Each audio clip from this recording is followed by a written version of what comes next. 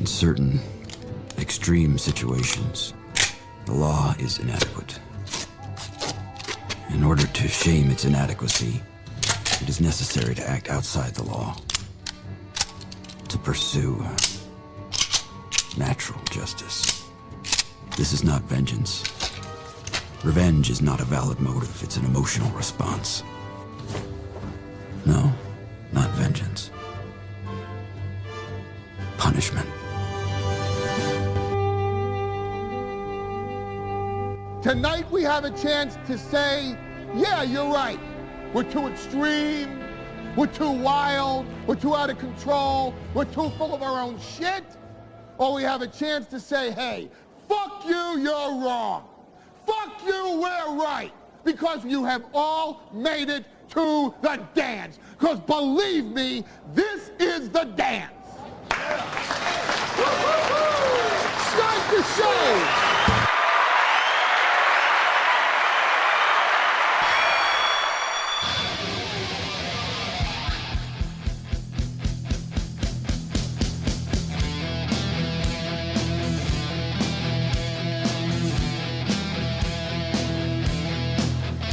Good morning, boys and girls, and welcome to the Steel Toe Evening Show.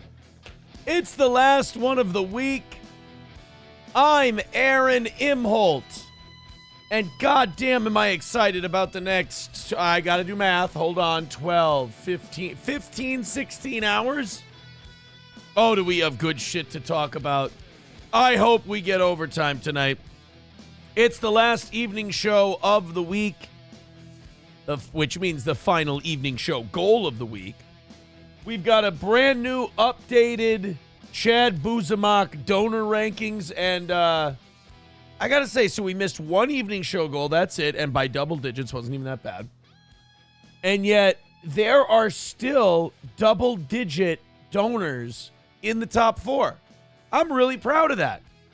That means we've had a lot of people doing it a little bit at a time. People like Miss Tay and Waylon and Ryan the Garbage Man and Scuba and Dancing Monkey and S-Jockey and Camel Toe and a bunch of other people. I love that.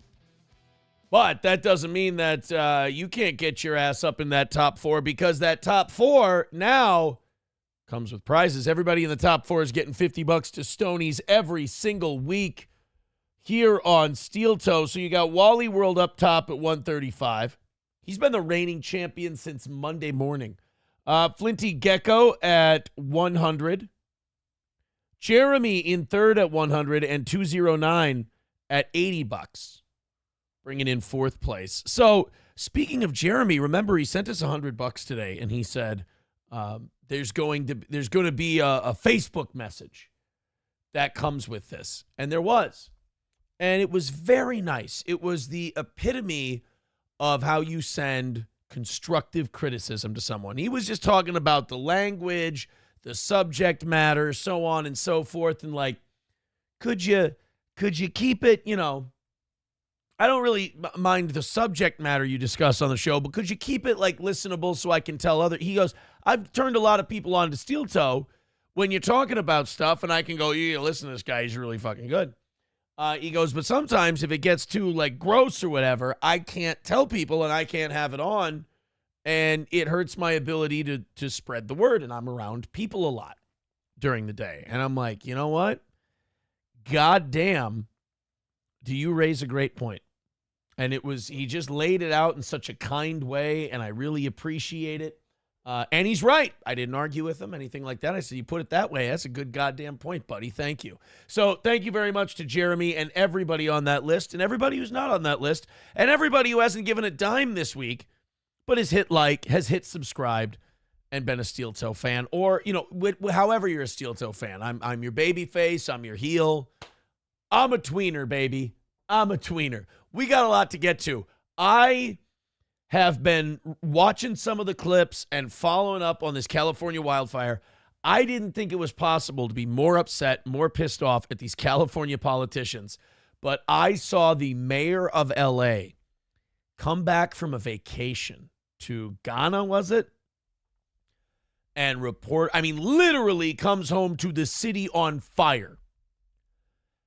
And reporters are asking questions, and I know you're supposed to be kind of cool-headed as as a leader, and you're not supposed to show panic or anything. But there's a difference between not showing panic and looking like you truly just don't give a fuck, and that all these questions about the wildfires are just annoying you.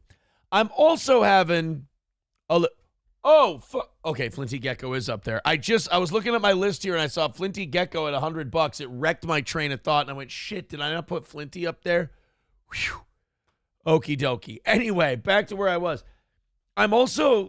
It's kind of weird to watch these news stories where people are asking, the media is asking us to have sympathy for the victims of the wildfires, and we absolutely should.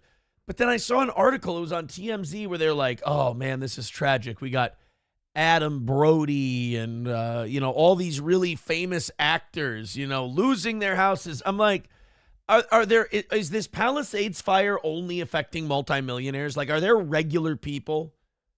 And like in Los Angeles, regular people is like a $750,000 house, if not more.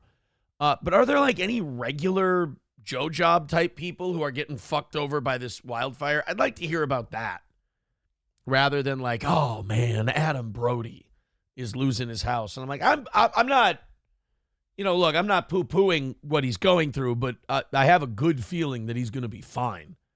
Or like Ben Affleck is racing to Jennifer Garner's house. Mighty nice of him, mother of your children, very sweet thing to do. But I think Batman and the Capital One lady by the grace of God, I think they're gonna make it out of this. Like, show me the garbage men and people like that are having a tough time with this fire. God bless Seth Cohen from the OC. I watched when I was a kid. It makes so much sense now, doesn't it? But I don't care as much. I guess I'm being classist. I don't care as much about how the haves are affected by this whole thing. Oh, we've got something on the morning show tomorrow. Alex, this is an Alex Jones exclusive. I got two things I'm really excited about tomorrow. Steven Crowder. I don't know if you heard this. Remember when Not Gay Jared was suing Steven Crowder and he had a National Labor Relations Board complaint that he had filed and all this other shit. Big lawsuit that he dropped on Crowder. They settled. And Not Gay Jared's side is very, very happy about the settlement. Here's the nuts and bolts of it. We'll get into it deeper tomorrow. But Not Gay Jared has the NDA against him lifted. He can say whatever the fuck he wants about Steven Crowder. And that's worth money because he can make YouTube videos now about his time with Crowder. And he can talk about his time on Crowder. People want to see that. He'll make money off of that.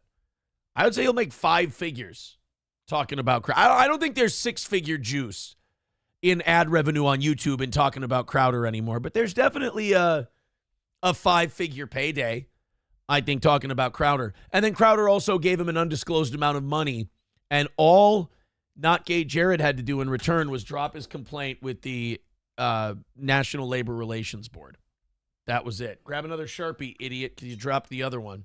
It's been a great day today. Went to the gym for the 3rd time this week. I've gone every single day this week. That truffle shuffle really got my ass in the gym. I was like, oh boy. Even when I'm at 215, my core is not exactly looking great. But at 225, my core is... it's not so much a core. It's more of a... Have you ever seen dough come out of an oven? Kind of like that. So we got that. And then also tomorrow, Alex Jones was on top of this story where apparently in California, people were having their fire insurance canceled weeks before this wildfire. And it doesn't really seem like a coincidence. And I hate when shit makes me a conspiracy theorist and I can't really, I have no confirmation. I don't know. I just have a feeling. But the things I've seen, they just give me that feeling. So we got that coming. Today, though, we got a lot of shit to talk about. If we get to overtime, and I really apologize for this, but I'm going to have to burn the Melton ball washers in effigy tonight. You guys are going to get embarrassed. You guys are going to get humiliated. You're stuck in the bunker, and the Soviets are coming. I'm sorry about it, but you can't run anymore. Look, man, I know you'll lie your way out of it, but you're only going to be lying to yourself. Apparently, that Hack vs. Anonymous Reddit page, and look, those guys are no big fans of mine. Believe you me, they think I'm a snarky asshole, which is fair.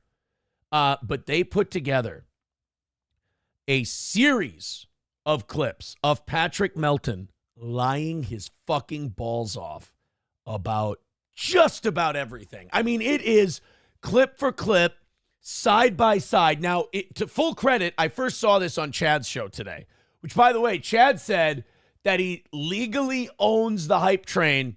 That is complete horseshit. I am filing a right of Indian giving. I'm nice enough. I'm letting the guy have it.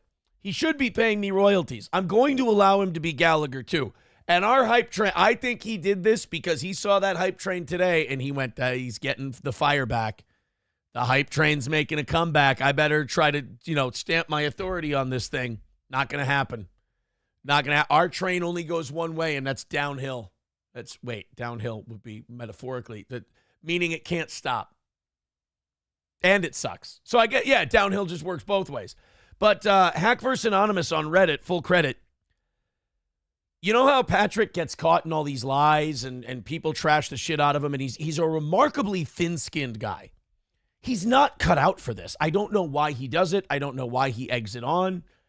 Then he ends up getting the shit kicked out of him, and he just yells and screams and throws fits, which is also weird because he tries to throw like authoritative tough guy fits, and it's weird to watch because I know that if I just walked up to Patrick Melton and I went, do something, you fucking MAP asshole, he would cower. He would be a bitch. He's had a chance to confront me in the past.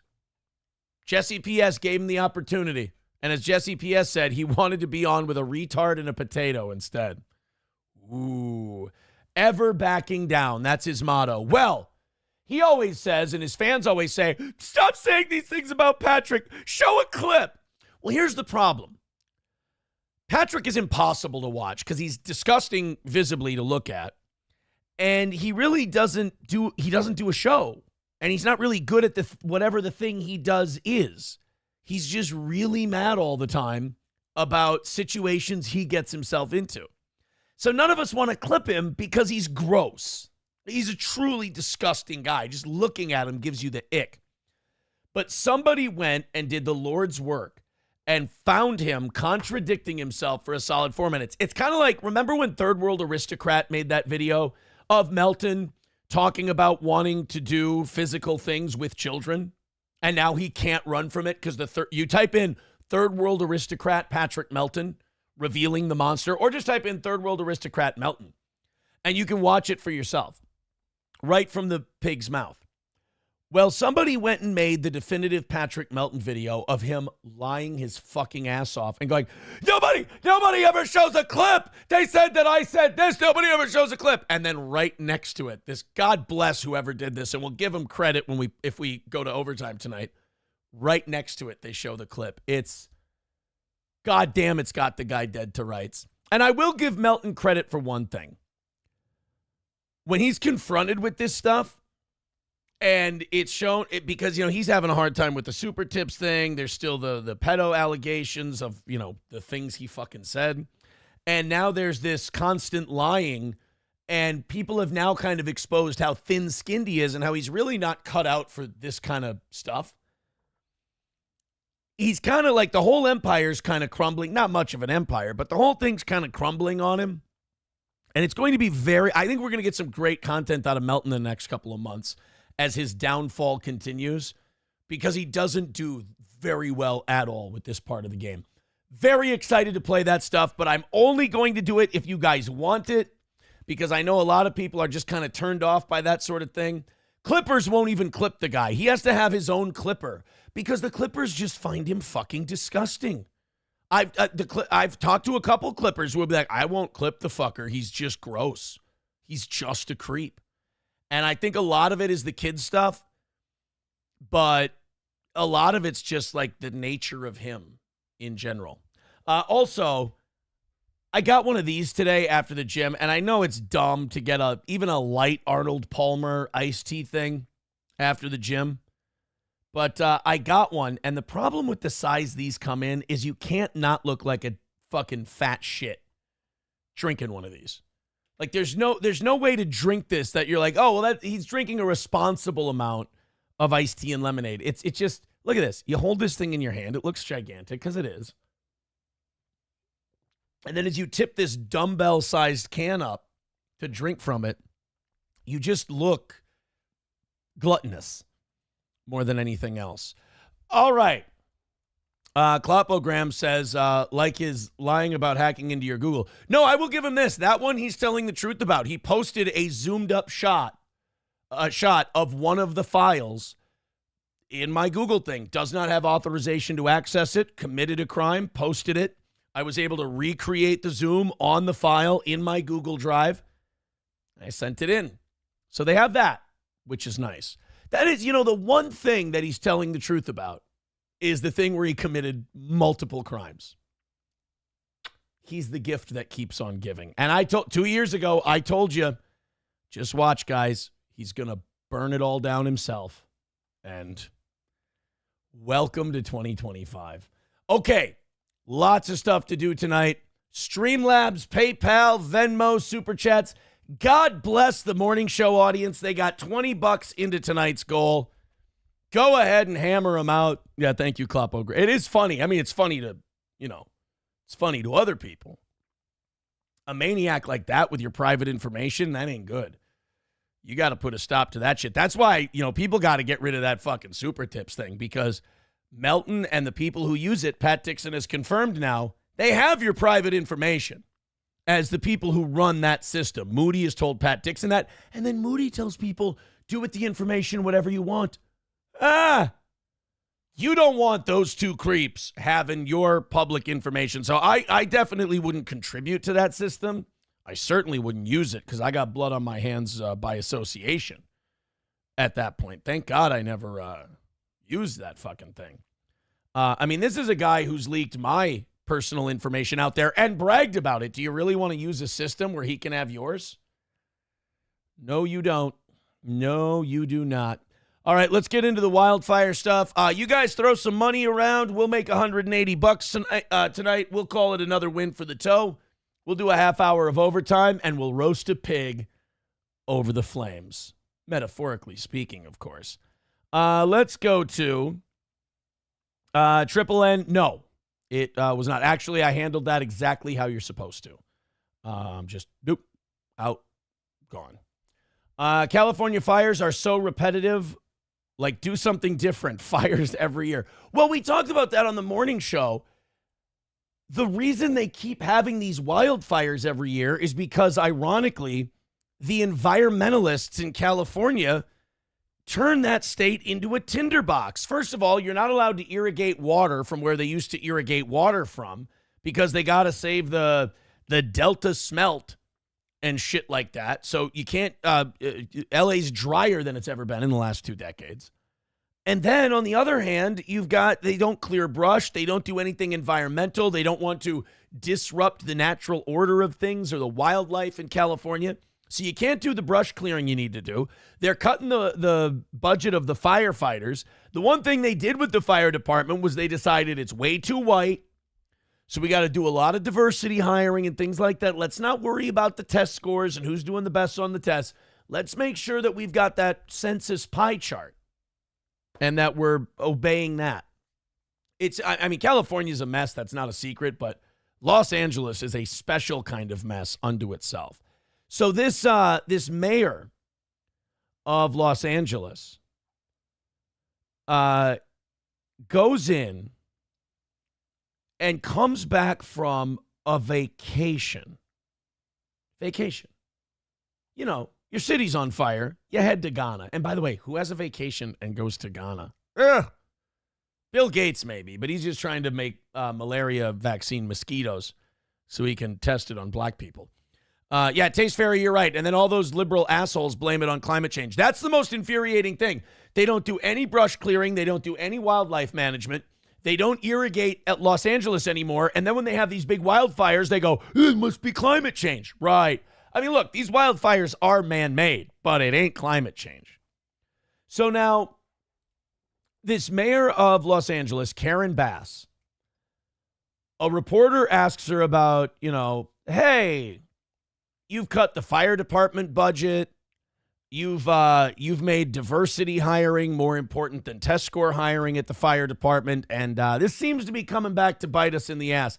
And these elitist fucking California politicians get the, how dare you question me attitude instead of the, yeah, after we get these wildfires put out, we get them back under control, we're going to take a look at the way we do things and see if we can do anything to make this easier next time around. Hey, Mikey, thank you for kicking us off today with $1. I appreciate that. Everyone click the PayPal, Streamlabs, and Venmo links. Throw in a few bucks.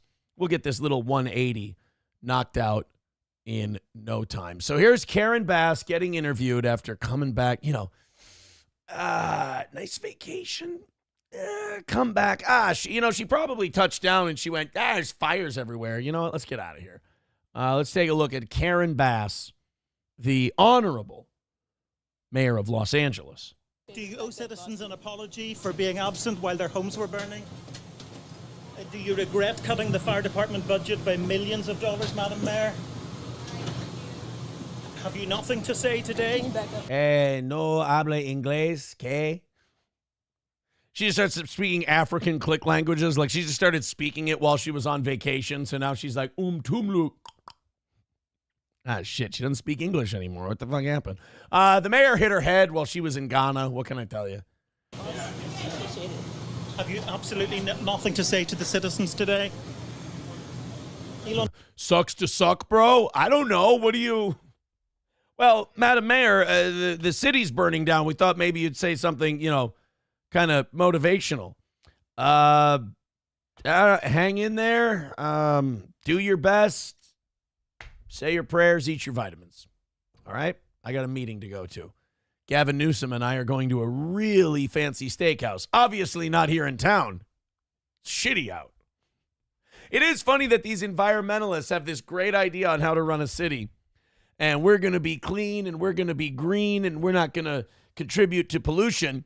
I guarantee this wildfire pollutes more than anything they're trying to prevent in their city.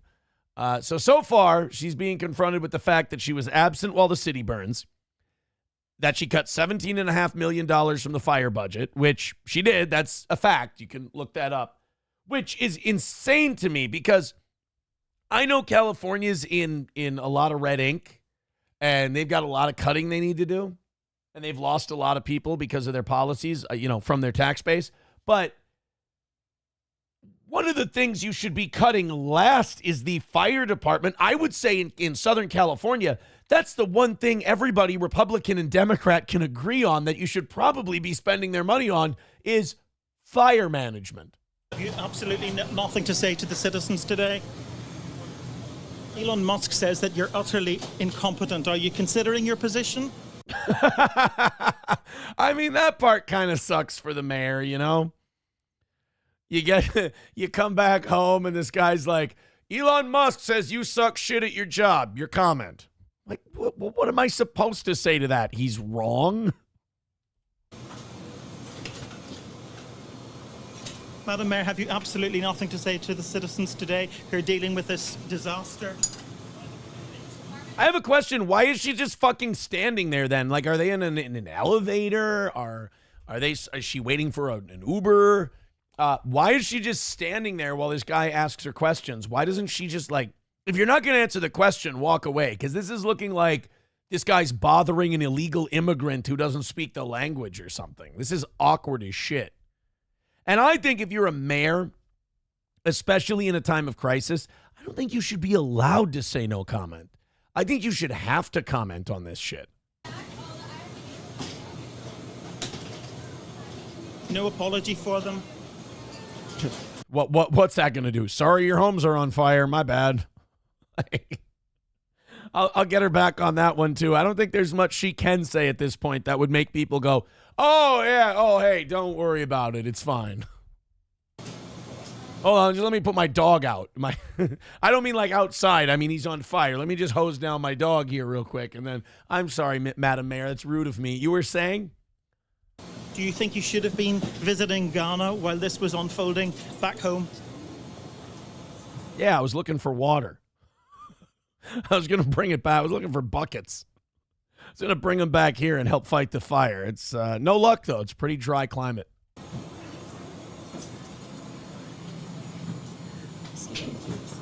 You guys watch Landman? It's just trying to make small talk. Why are you traveling with Phil Collins, Madam Mayor? What's he doing there? Two hearts beating in just one mind.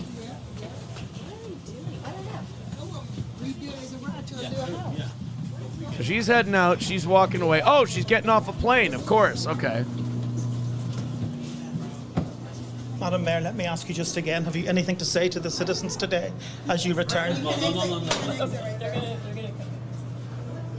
Ooh, she gets to, look at that. She gets to go to a special restricted area of the airport. Fancy pantsy. Hold on 1 second. Madam Mayor, just a few words for the citizens today as you return to deal with the catastrophe. Get away from me, you limey fuck. Sorry, she's under a lot of stress. Can you take this down? It's a cool little microphone. David, as you say, she wasn't very keen. That's not. You don't want to be the mayor and turn on the TV on Sky News and see you not answering any questions, and literally the next image they cut to is just shit burning. I mean, if you've seen the during and the after pictures of this wildfire, the during picture literally looks like you've been dropped into hell, and the after picture looks like fucking Hiroshima. To answer any of your questions there. And fire chiefs are also admitting that they just don't have enough personnel to take out the fires. Yeah, Hey, but don't worry. The people they do have, extremely diverse, and they all look great in a calendar. So what's really important here? fighting all sorts of challenges. They're talking about a water shortage. There are reports of fire hydrant failures. They've been on... Oh, yeah, that's another thing. They can't, like, they're tapping dry hydrants. The firefighters go to fight the fires. They hook up to fire hydrants. There's no fucking water. But don't worry. Don't worry. They may not have enough water to fight these wildfires that they do nothing to prevent. But I hear up in the more northern part of California where they have water, I hear that the Delta smelt are thriving. Don't worry. The Delta smelt are kicking ass and taking names, guys. Don't you worry about it. Oh, real quick before we continue with this, 191 Redbird with $10. Thank you so much, buddy. Says firefighters got trapped in a dead-end canyon because all the hydrants in LA are out of water after the reservoirs all got pumped into the ocean to combat climate change. Also, no controlled burns since 2021. I tell you, just leadership isn't that important. 175 away from tonight's goal. Throw us a few bucks. We appreciate it. Thank you very much. Somebody texting in, Aaron, you may have a chance at wife number 3. Jessica Alba is back on the market after 17 years. Oh, man, you know, it's never the right timing, is it? Never the right timing. To use firefighting aircraft for much of the day due to the smoke that is billowing ominously from the hills where the wildfires are raging. And I suppose despite that political storm, this is, of course, at its heart, a human story because we've now 80,000 people evacuated, tens of thousands of others. Yeah, they say the hotels in L.A. are just overflowing. 80,000 people just dropping down. Well, what is it, a fucking Taylor Swift concert in town? Are on standby to be evacuated. 2 lives have been lost in the Eaton fire, which is what's causing the consequence behind us. Oh, I don't know if I'd just go out eating in this thing. I would just get out of town. I don't think there's no such thing as an Eaton fire. I mean, maybe a grill. A grill's an Eaton fire. But what's that? I'm being told that Eaton is the neighborhood where the wildfires. Forgive me. The city's iconic landscape almost shrouded completely by the smoke, and they're really just taking it one step at a time, hoping at some stage the wind's going to change direction or to die down, and that they're going to be able to get this fire under control. Yeah. God, imagine that. You're just at the whim of God. You're just going, yeah, hopefully the wind will change or something like that. Well, what do we do if it doesn't? I'll just watch shit burn, I guess. That's about it. We just got to watch shit burn until the wind changes. It's like if you were in France back in the day and you wanted to invade England, you were kind of fucked until the wind changed. God, thank Christ, I have nothing to do with that state. Gino Bisconti. Is this the Gino Bisconti? Oh, hold on. Let me react the way a lot of people on the internet want me to react. Oh, that filthy motherfucker. I hate his goddamn guts. I hope he and his filthy trollop of a wife rot in hell. Oddly feels good, but I don't mean it. Gino Bisconti with $5. They told me that you don't have $5. That's what they told me. I don't know. I'm going to take that $5. I got a blazer that I love. Took it from a friend. I'm going to have it tailored. I told you guys this morning that story about Bill Schultz and Anthony Cumia and the Mayor Vaughn blazer. I was reading about that. I was telling SP about it last night and just laughing my fucking ass off. I'm like, the fucking balls of someone to take someone's novelty blazer, like a souvenir from a movie they love. Have you ever watched Anthony Cumia's show? He likes Jaws a little bit, or the jacket or the blazer, whatever the fuck it was. And he takes the blazer, the jacket, whatever, and he uses it for like Halloween. And then I guess at some point he got under the impression that Anthony said he could have it. So he took it to a tailor, and Bill Schultz altered the jacket, the blazer, the glazer, whatever you want to call it, to fit him. Anthony goes to try it on, and he's got the thing goes down to here. It looks like a 3/4. It looks like a baseball shirt.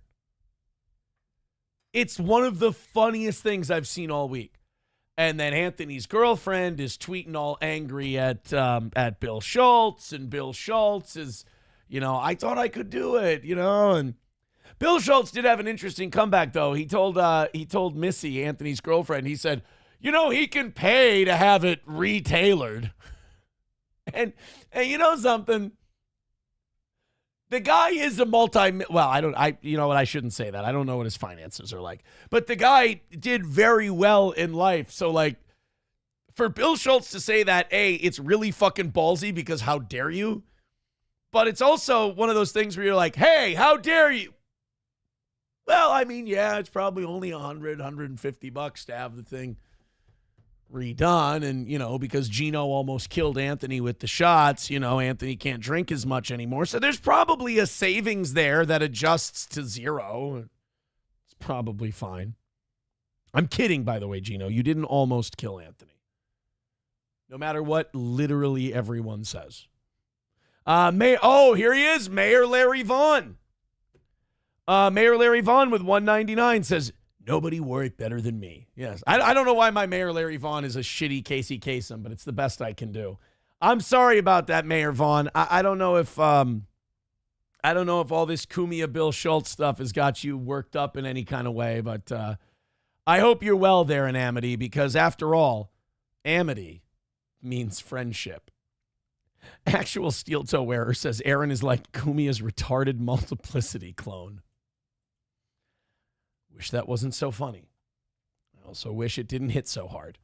Thank you guys very much. I appreciate the contributions. 170 away from overtime today. And for overtime, if we hit overtime, we've got Melton's lies confirmed with clips.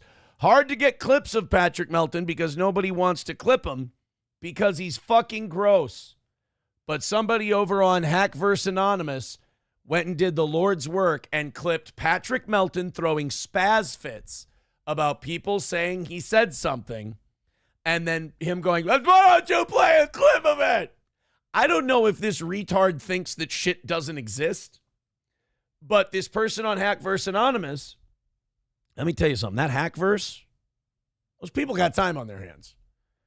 They said challenge accepted, and they put a small sampling of it together. I'm sure if this person took 2 weeks off of work and really dedicated themselves to it, we could get like a 4-part mini-series of Melton throwing a fit and coping about something and then confirming the thing he's lying and coping about that he says he didn't say. You could probably put it on HBO Max. Yeah, Bigot on socialist media probably says actionable over and over and over. Oh, yeah, he was going to sue me. He was going to sue Pat Dix. All of these things. It's actionable. It's actionable. It's actionable.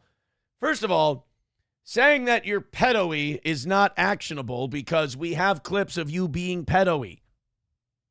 It's just out there in the ether. Again, third world aristocrat, Patrick Melton, revealing the monsters. Very interesting video.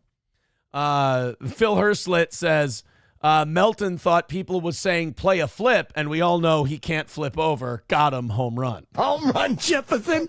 Go to break. Thank you, Phil Herslet. All right. Gino's holding chat in the Steel Toe Rumble channel. God, it's like old times again. It makes me fucking sick. It really does. I texted, I have a little group text with Gino and Keanu, and I texted it today because I was listening to a clip of Gino's show. And I said, compound media may be gone, but you're every bit as out of your fucking mind as you've always been.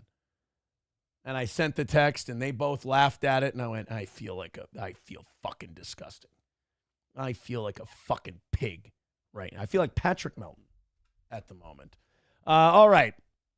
Let's continue on with this California wildfire shit, because I think we've got some Gavin Newsom stuff. Gavin Newsom, a lot of people want to give Gavin Newsom shit over this wildfire stuff. And I mean, sure, if you want to make this political, I guess you can do that. But that guy was working his fucking balls off leading up to this wildfire. I've got a clip here somewhere. I didn't put it in the prep sheets. But Gavin Newsom was working so hard. Oh, you know who's got it? Lila Hart's husband, Eric Abinate. Follow him on Twitter. He's great for this kind of stuff. Gavin Newsom was doing really important shit. And anyone who wants to criticize him and saying, the governor of California was out to lunch, or he was fucking around and not doing his job when he should have been focusing on these wildfires. He was doing really important shit. A couple days before the wildfires, he was interviewing Alyssa Milano. That's right. The second co-star of the classic television series Charmed. The teenage girl in Who's the Boss. Gavin Newsom was talking to her. And you might think, well, Aaron, that just sounds like he was hobnobbing with B-list celebrities who are past their prime, literally while California burned, kind of like a modern-day Nero. And I would say that's oversimplifying things. As you know, and maybe you don't, Alyssa Milano has a master's degree from Duke in fire and wildlife management. That is not true. I 1,000% made that up. She's just a bubble-headed actor that he was talking to because he's clout chasing. Let's go ahead and see what the governor of California was doing just before California was started on fire by Jesus Christ. Very privileged life. But I think the important thing to remember is that I didn't come from privilege. Oh. That I've been working my entire life to achieve this. And that's so great because, you like to lecture other people about their white privilege. It's so nice and refreshing to hear a celebrity tell us all to do something, but then swear to God they didn't get it that way. I mean, that is so new and different. I never hear people talk like that. Usually celebrities tell you what to do because they're doing the same exact thing themselves. It's so refreshing to hear an airheaded celebrity tell us all that we're privileged while then swearing to God their millionaire asses aren't and they got it the hard way. I tell you, there's not enough of it in Hollywood. I feel like, so often we are looked upon in the entertainment industry as whores. Oh, sorry. I was Trying to complete. I like to play this game where I guess what they're going to say next. You wouldn't believe it. My hit rate, not very good. Mostly because I assume they're going to yell the word whores, and they never do.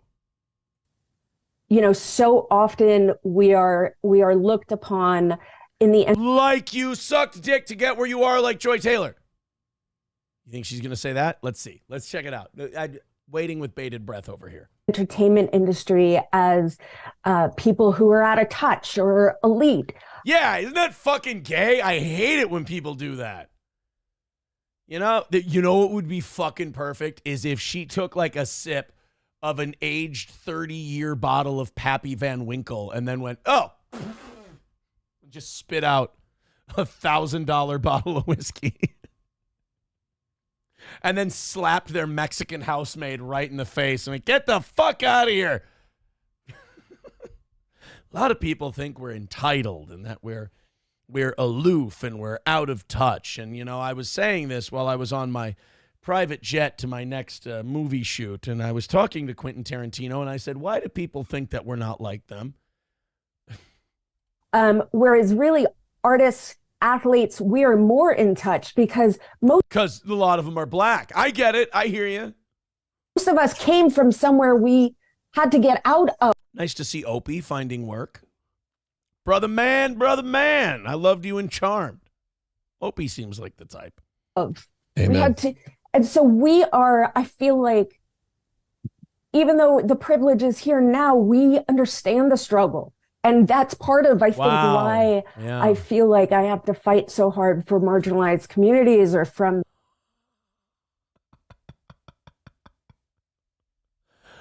Oh, thank you, blessed white woman, from being sent from the heavens above to rescue these poor, dumb blacks and Mexicans that can't think or speak for themselves. If they didn't have David Spade's love interest in Dickie Roberts' former child star here to help them, whatever would they do? They'd probably just be walking around California in a loincloth going ooga booga boo, not knowing how to feed themselves. You know, for working families is because like that was us. And I think the Wait a minute, we all sucked Harvey Weinstein's cock too? Was I asleep for that part? God damn it. I always miss the good stuff.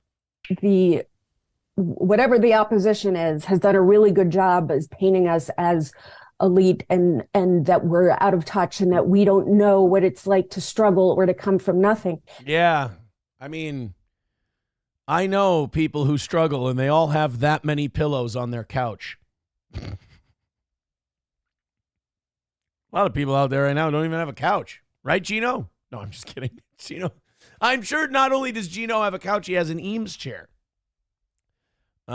Which if Compound Media doesn't get back together, he says he's going to cook and eat. But it's just so funny to listen to her complain. I was going to play this clip to show how out of touch Gavin Newsom is, but we call this in the business a twofer. Most artists and athletes do. So we relate. And we're all from all over this country. Yeah. I mean, I'm from Staten Island. So, but listen, There he is. There's our boy. He could have been out there ordering brush clearing in Southern California, but he's got to huff farts with Alyssa Milano. He's got to get in there and go, oh, God, they smell so good today. If I could jar that and sell it on OnlyFans, I'd be a multimillionaire. Instead, I just shake people down and use my position to get donations, and then I become a millionaire. what I mean, it's so. I mean, and you've been out front. I mean, and Marshawn, Doug. I mean, Alyssa, trust me, because we've been in contact for many years on so many different issues, and I can attest to. It's too bad you aren't in contact with, the fire department. That would have been nice. A lot of specific issues on gun violence and work you've done on gender equality. Hey, you solved that gun violence. I bet you got a lot of guns out of people's hands by burning their fucking house down. That's one way to do it. Quality, which has been next level. The work. I bet you those people's carbon footprint is next to nothing these next couple of days. That's what happens when your multiple car garage gets burned down with the vehicles in it. You've done, and even Ukraine and issues, obviously, with healthcare. Thank God, Ukraine. And then even going back on HIV and AIDS and so many different things. But HIV how and often AIDS, you get that blowback, and you get it. You're the don't talk about HIV and AIDS and then say blowback. That's conflict. Tip of the spear, a lot of this, saying stay in your lane.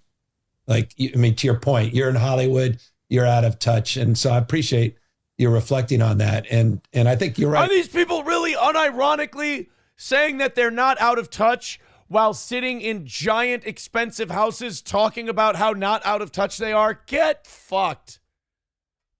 You know what, God? I know that I said that I hope they turn this thing around and this wildfire gets put out. I'm not so sure. Maybe give it a couple days and don't hurt anyone that makes, under $250,000 a year. Do you think you could do that? Well, that's what Gavin Newsom has been doing. He's been talking to Alyssa Milano, making sure everyone knows they're the good kind of whites. And everybody else is, trying to make sure their kids don't start on fire. Wonderful. Gino says, I sold the couch. I kept the Eames chair. Attaboy. Attaboy. But sometimes sometimes you just got to look at Keanu right in the eye. You got to say, honey, in this house, you earn the right to sit down. You start with a dining room chair. After that, we'll see. Should be too busy washing clothes and doing dishes to sit anyway. If you got time to lean, you got time to clean. That's what you tell the gals. How many times am I divorced now? Thank you. Appreciate it. Triple N says, I assume Johnny brokered the sofa deal. God. I love it this morning that they were saying that Johnny got sick because he was eating the exotic meats he sells. Never get high on your own supply. That's the problem. Clopogram says, nice to see a black person on this chat with these white gods. Where's the black people? There's black people in here? Fucking hope not. Oh, you mean the Italians. I see. Danger Bear Wolf Turtle becoming a member for his 23rd month. Says, hope the people are okay in California, but nothing else. Yeah, I mean, what's it going to take to fix that place, really? I mean, how many times does the same shit have to keep going wrong before they even pretend to want to fix it? And like, they're all too married to their political dogma that if it means admitting they're wrong and doing something different that goes against their political diagnosis or prescription, they'd literally rather watch their cities burn. Jesus Christ. Let's go to Billy Bob Norris. He says, still time in 2025 for wife number 3. Do I want to have this I don't think I want to have this conversation tonight. Will I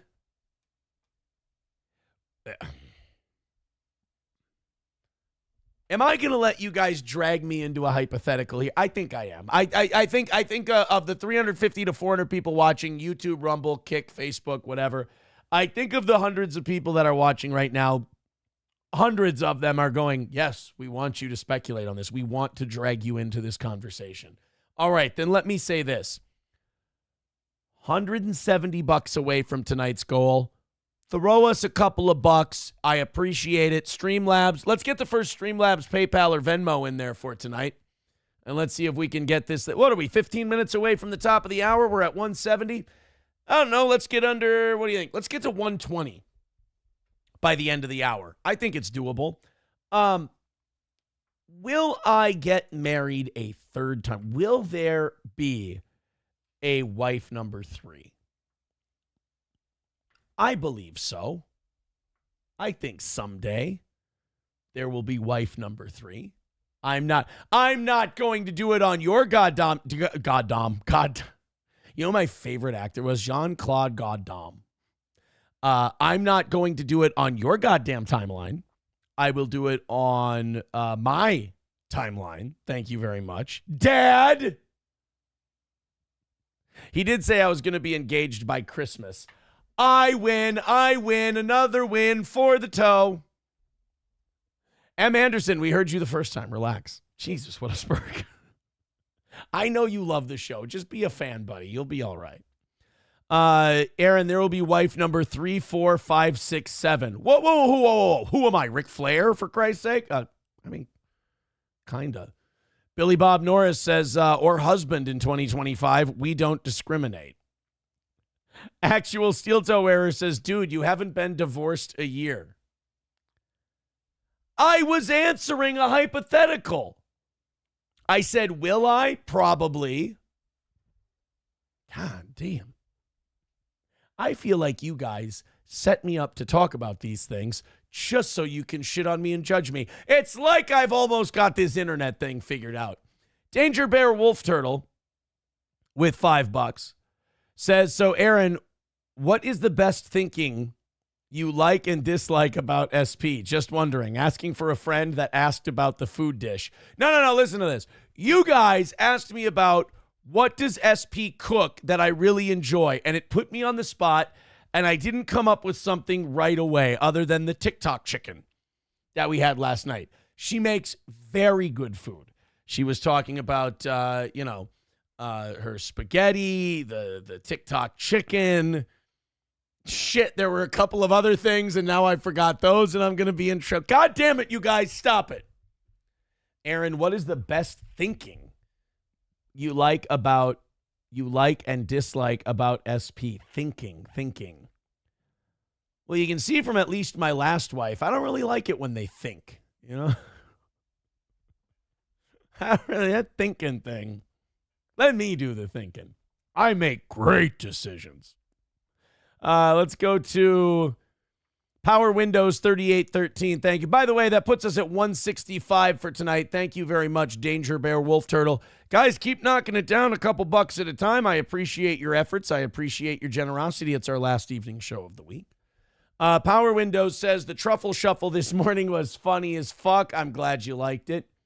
No homo, but you weren't as fat as I thought you were. It pays being tall, you lucky asshole. I don't think I could be more backhandedly complimented. What? Truffle Shuffle this morning was funny. Thank you. And it was. And I'm a great sport. No homo. Okay. Interesting. But you weren't as fat as I thought you were. Thank you, ? Not as fat as you thought. How fat did you think I was? Because, like, that could be a really nice compliment. Like, I thought you were chubby. You're not. You're normal. Or it could be like, I thought you were morbidly obese, like Hunchback Melton, but it turns out you're just kind of fat. That doesn't make me feel better. So I need some clarification. But thank you. Yes, the Truffle Shuffle thing was very funny this morning. I was happy to do it. Knocking out the goal, another win for the toe and all that. I should be a good sport. I can be a good sport too. Danger Bear Wolf Turtle with 199 says the things you like and dislike about SP. Do you guys mind if I'm gay for a minute? Does Gino mind if I'm gay for a minute? Who the fuck am I talking to? Thing I like. I'm going to answer this question seriously. One thing I like about SP. One thing I like about SP is, this is like a twofold answer. One, she's remarkably smart. She's a very smart person. And I don't mean that in like she got good grades in school. I mean, she's just sharp. She gets shit. She thinks a couple steps ahead. She's kind of the check to my impulsiveness that I've always looked for. You know, kind of that thing where I'm like, I can do this, and I should do this, and I should do that, and I should do that. And she's like, hey, have you thought about, like, still got to do this, and you got this going on. If you do that, what about that? And I'm like, oh, okay, fine. Ugh. Like, sometimes she'll be like, just calm down, Spurg. And I'll be like, you know what? Not a bad idea. Not a bad idea. She's beautiful also. I mean, I don't want to get to the physical parts. That seems like it cheapens it, but she's sexy as fuck. She's a beautiful woman. She's very, very smart. She's funny. And how should I put this? She speaks her mind. You know? She likes the things she likes, and she tells you the things she likes, and she tells you the things she doesn't like. And, you know, so you never have to worry if you're dragging her to shit she doesn't want to go to, or if, you know, she doesn't want to be someone who's dragging you to shit. I guess respectful. She's a very respectful human being. It's nice. It's nice. Kloppo Graham says SP likes Nelson Brothers just like you. Hey, you go to Nelson Brothers and have a little breakfast, or you go to catered pasta thing night or whatever it's called, pasta bar or whatever it's called, and you tell me it's not fantastic. Hey, Central Minnesota ain't exactly Bordeaux, France, my friend. Here we go. Travis with $101.70 says, been a while since I contributed.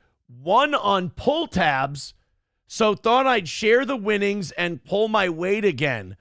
Wow. Wait, hold on, Kevin. Wow. So we got to put Travis on the board. Officially, everyone in the top 4 now is in the triple digits. Thank you, Travis, and we got to give him the $100 celebration.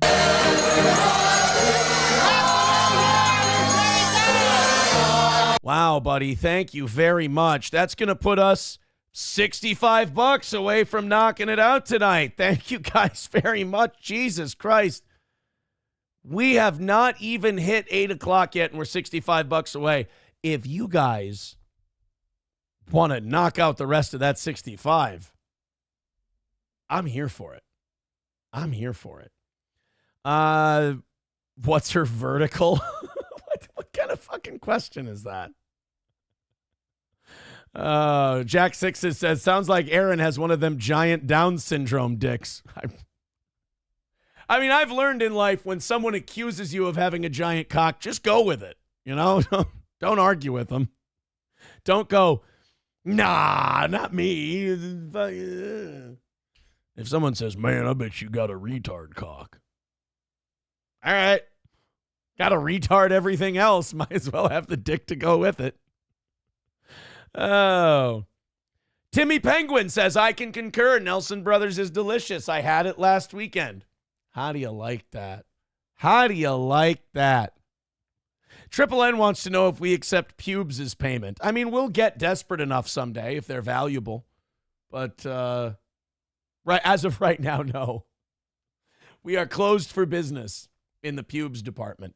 $1 from Carlos Cameo. He says weddings number 3 through 8 will be a different Las Vegas venue each until he runs out of places. Fontainebleau, the Venetian, the fucking Elvis place, the Raiders Arena, the Sphere, a Glory Hole, etc.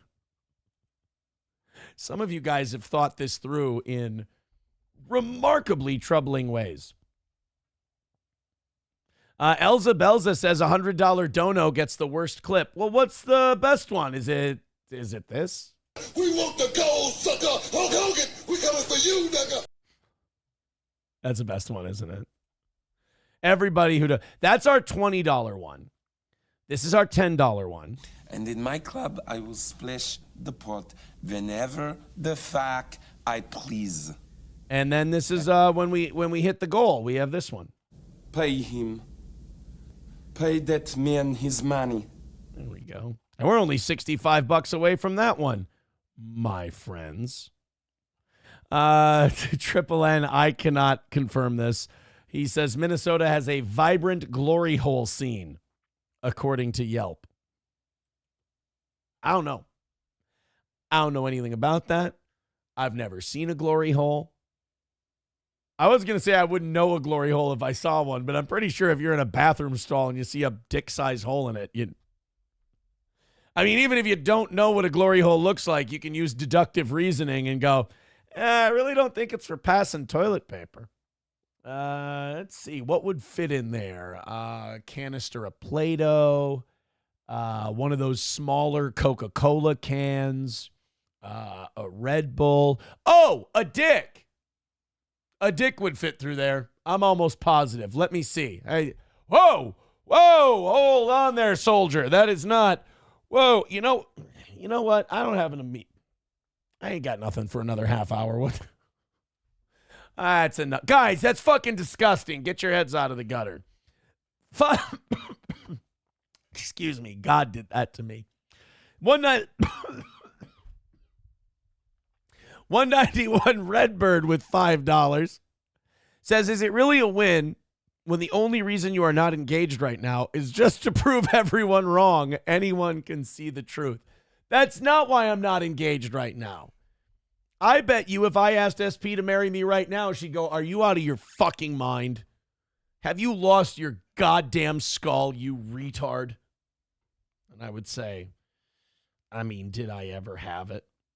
Let's go to this person texting in. I tell you this, I give 109% less of a shit about rich pricks versus Carolina folks. Yeah, did you guys hear the news about people in North Carolina, the Hurricane Helene victims?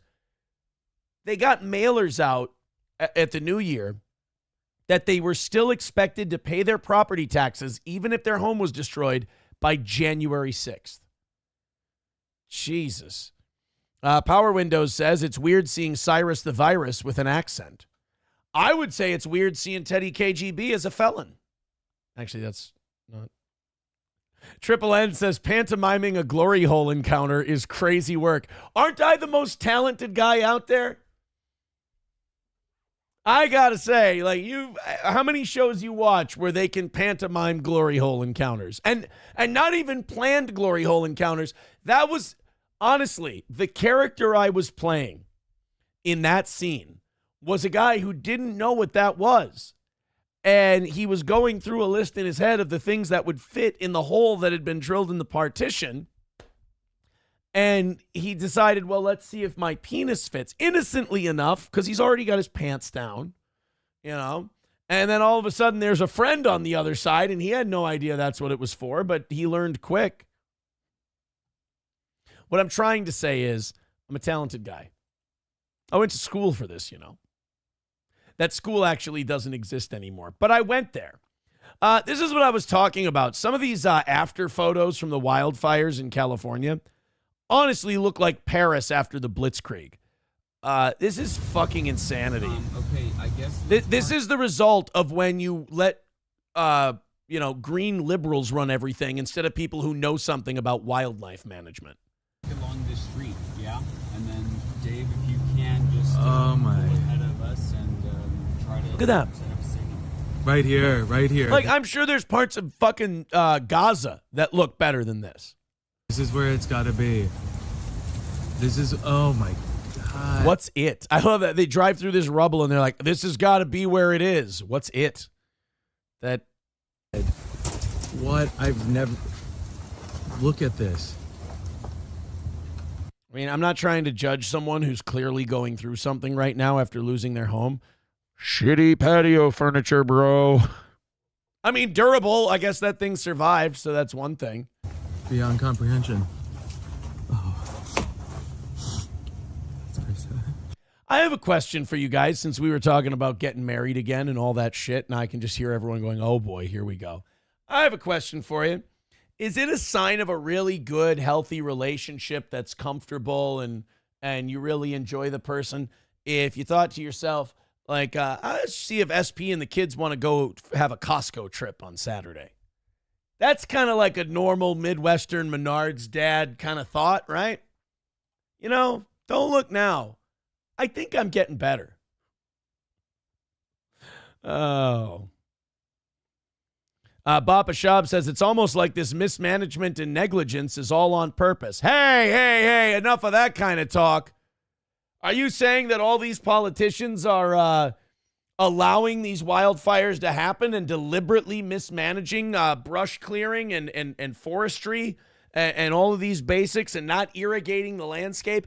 Are you saying that they're allowing this to happen intentionally so they can blame it on climate change and pursue their own environmental regulations?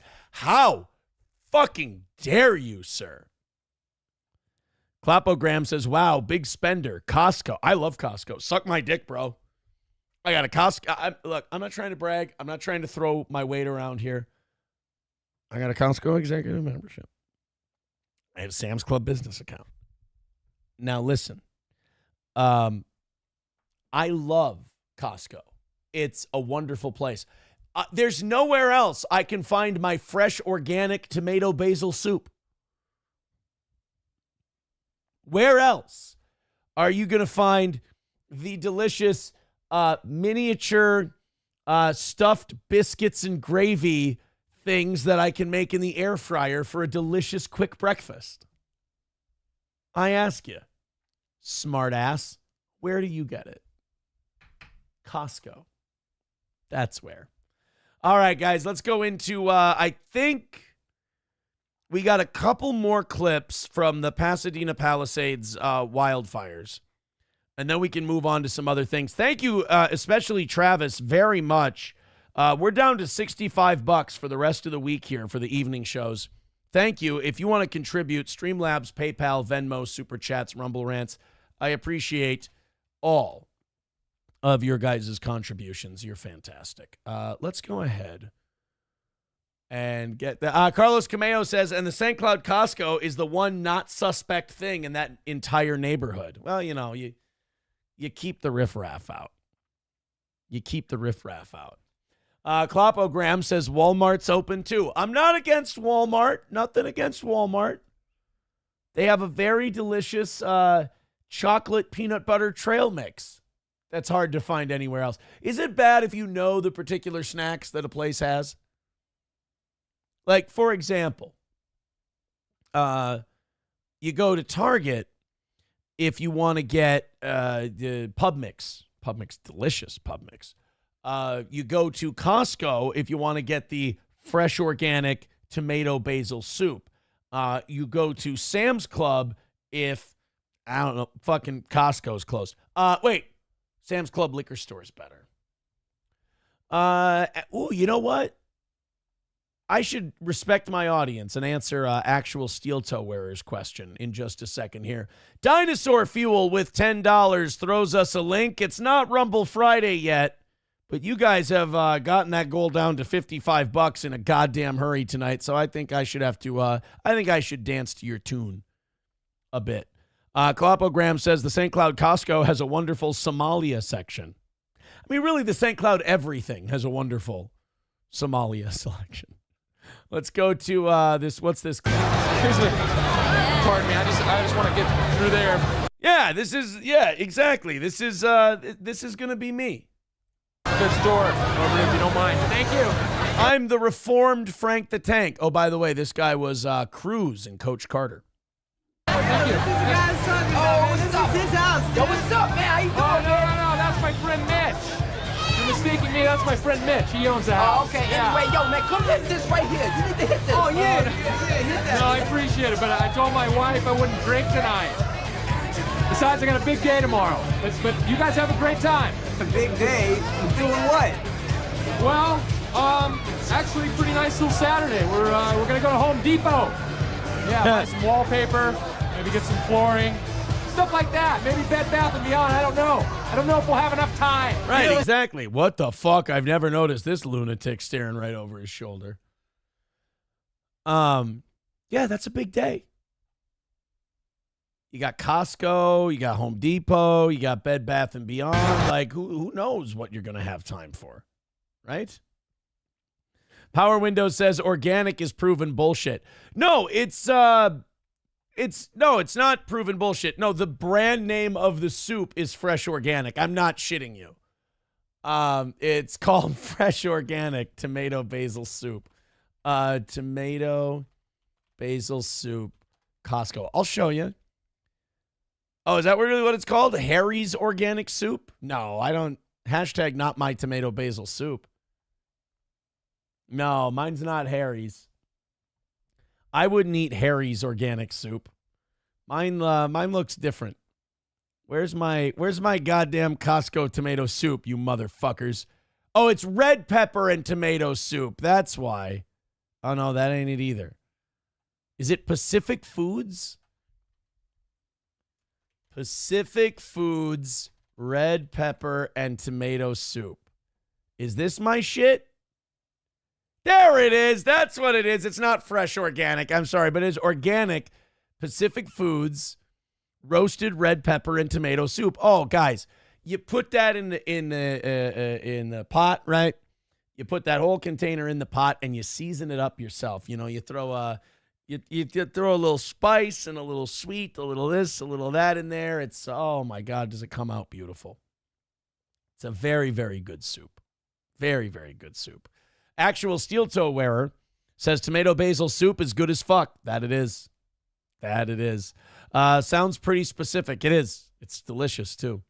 Actual Steel Toe Wearer says, if you could rewind time, would you have stayed with wife number one and raised your kids in one home?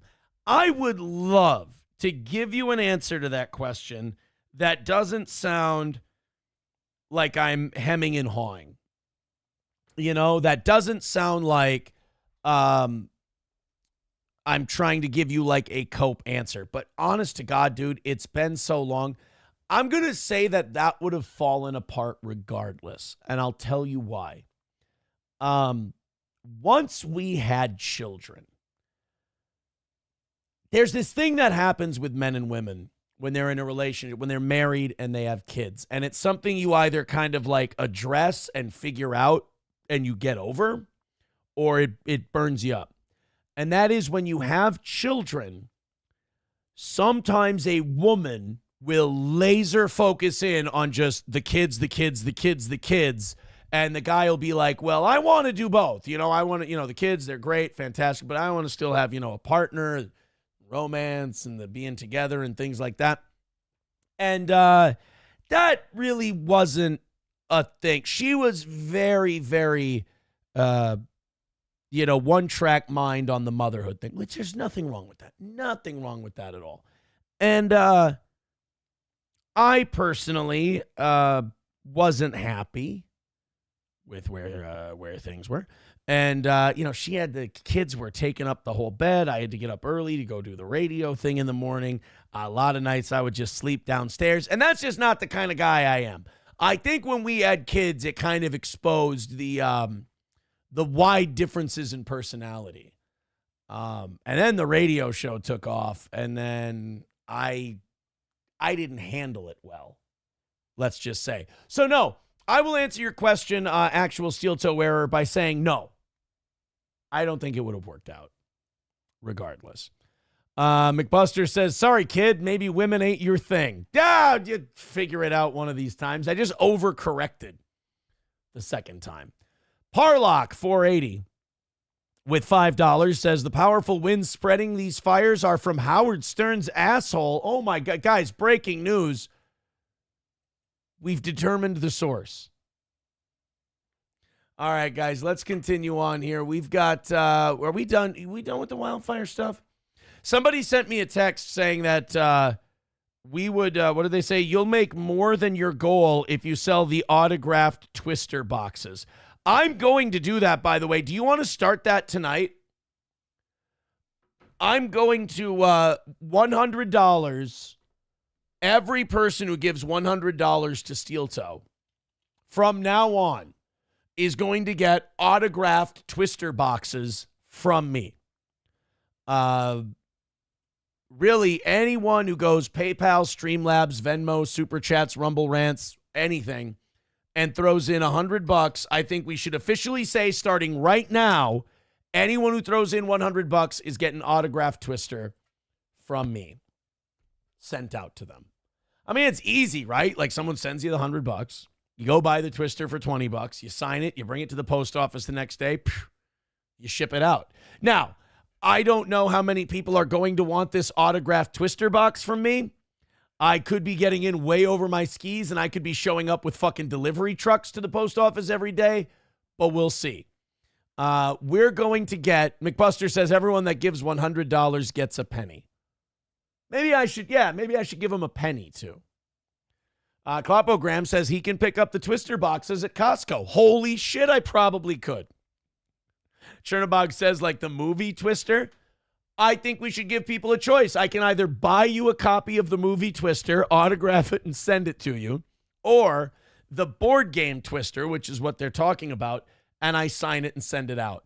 Power Windows says, how much for Sean to sign out as well? If you're willing to wait, I wonder, could I work that out where Sean would, no, you know what you should do? You should go to Sean's show. You should go to Potentially Criminal on YouTube. You should send him a super chat and say, hey, if I send you a Twister box that Aaron signed, will you sign it for me also? That's probably that would probably be a better way to do it. Rather than, because I'll fuck it up. I know I will. You put me in charge of being the messenger boy. I'll fuck it up. So yeah, that's what we're going to do. $100, we'll send you autographed Twister from us here at Steel Toe. That's the deal. Let's go into these videos of the wildfire. This is insanity. This is just madness. Look at it. I mean, it just looks bombed out. It's Gaza. California is fucking Gaza right now.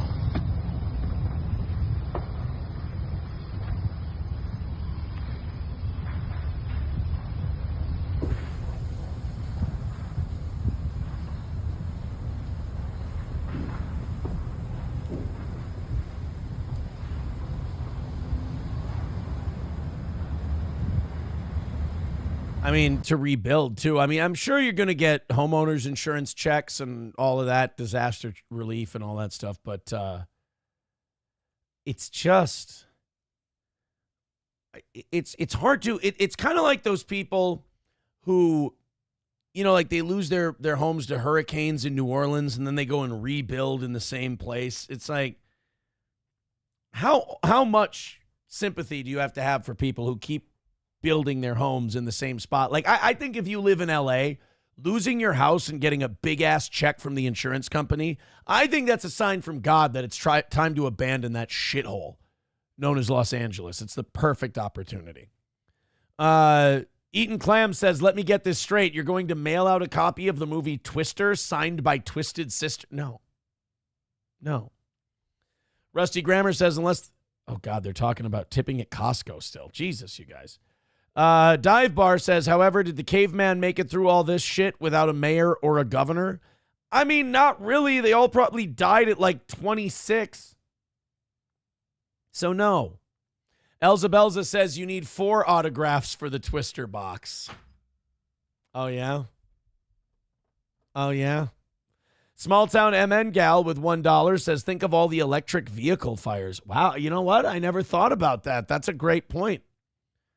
All those Teslas in California. Hope you got a lot of sand to put those bad boys out.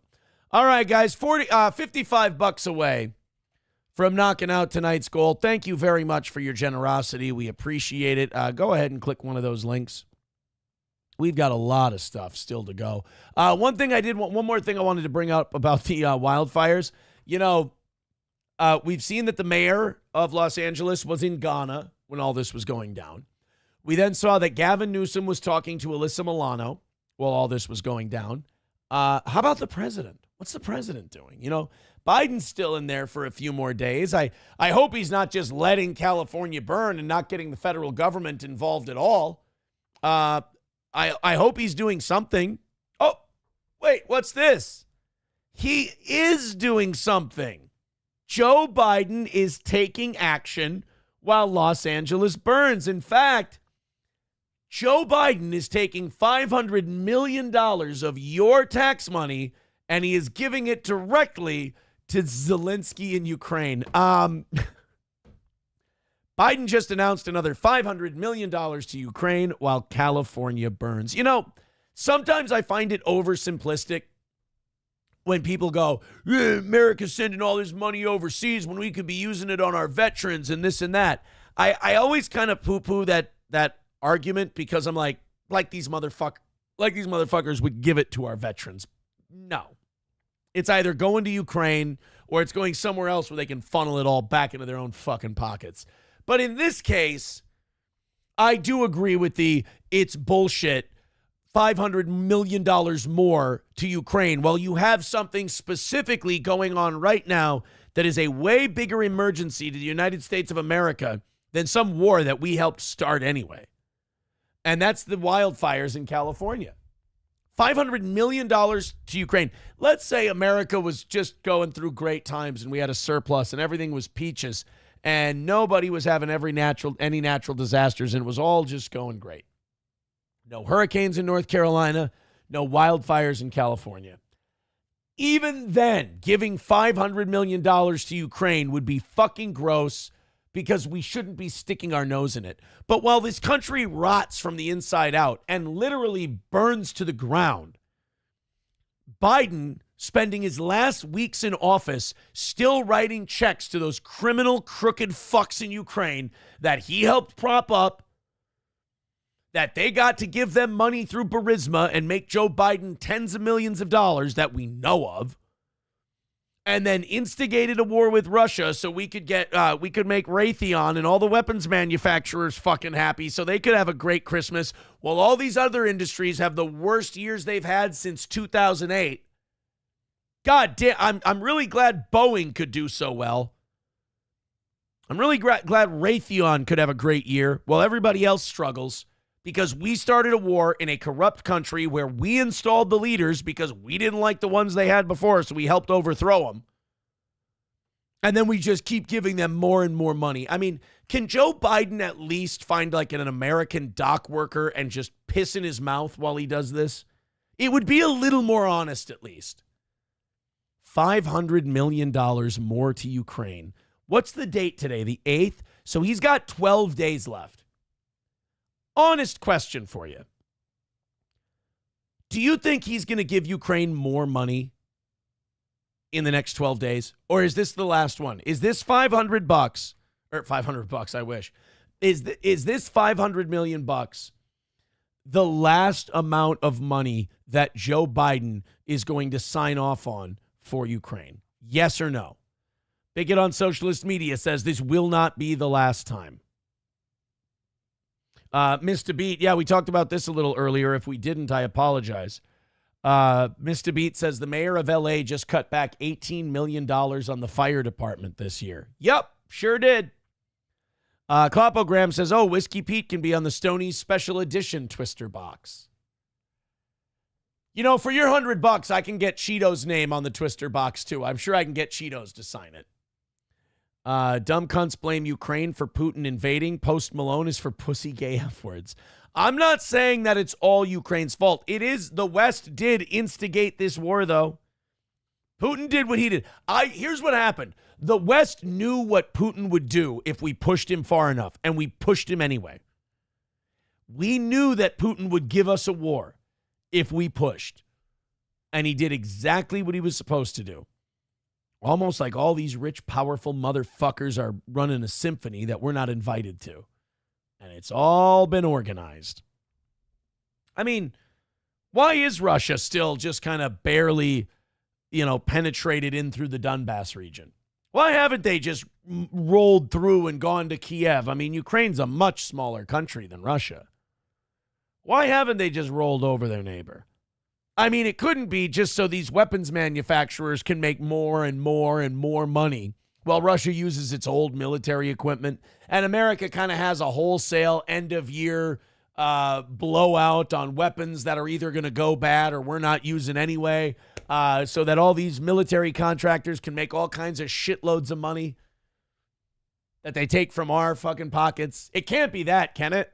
No, it has to be that the Ukrainians are just fighting so gall-darn tough against those Ruskies. And even though they have the second largest standing army in the world, Putin just can't seem to crack that tough nut that is Zelensky, the stand-up sketch comedian. I mean, it's just...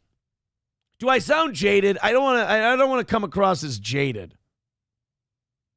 I don't want to come off any kind of way. Oh, boy. Citizen M, that never happened. But thank you very much for the $5. What a weird, personal. What is it with Melton people and, the minute they start to feel a little threatened, they go right to children? That's really fucking weird. M's got serious mental problems, man. The minute you just poke him a little bit, you go, Melton's a liar. We've got clips tonight. Aha, let's laugh at this idiot. Yeah, well, you don't fucking love your kids and they're not yours. Like, Jesus Christ, dude. I didn't miss my... He's going, what was weird? Missing your second daughter's birth? I didn't miss my second. I was right there in the room for my second daughter. My wife and I, my ex-wife and I were both in the room for all 3 of our children's births. What a weird... Like, is that just me, or is that a really mentally ill line to cross? That's really fucking weird. Like, no offense, Em. That's the kind of shit where you got to get help. That's just being a little too invested. I'm sorry that your boy is going through it right now. I'm sorry that he put himself in a position where everybody's dunking on him and he looks like dog shit. It's not my fault he's not cut out for this. I mean, he started all this shit with everybody. He loses, and I'm the asshole? Sorry, buddy. It didn't work. Hey, M, you're a young kid. You backed the wrong horse. It's going to happen. I've done it too. You can learn. You can grow. $50 away from today's goal. Thank you guys very, very much. I appreciate it. Sneed Dave Williams becoming a Baby Boot member over on YouTube. Thank you very, very much. We appreciate all of your generosity. So here's a fucked up story. There was a guy fishing. I don't remember what state this is in. We have the video. I had a news story that went with it, but the link didn't work. A fisherman was, I don't know, calf deep in the water. So it's somewhere down south. Fisherman, let's see if we can find it again.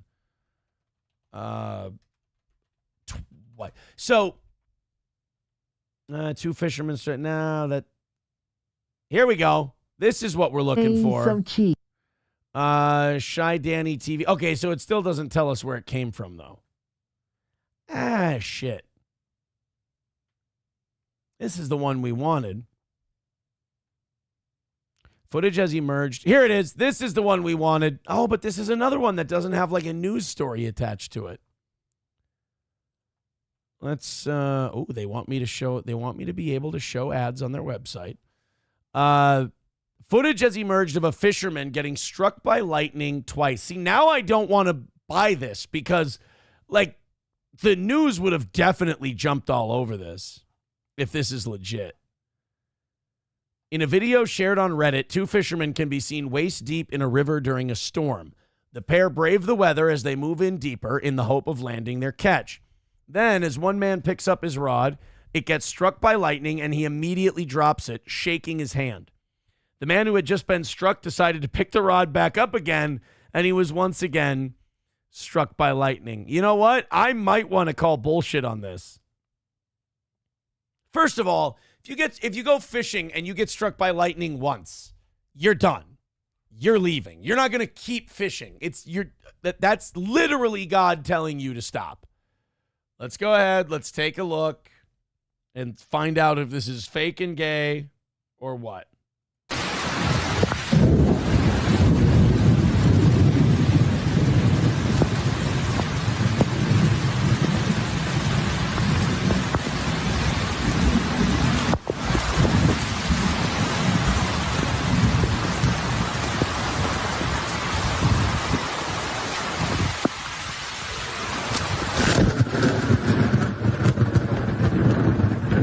All right, you know what? I'll bite. All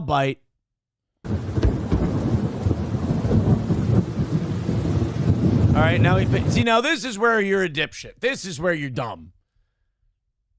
Like you get your fishing rod gets struck by lightning and you're spared and you just get a little shakiness in your hands and then you pick it up and you're like, all right, guess we'll keep fishing.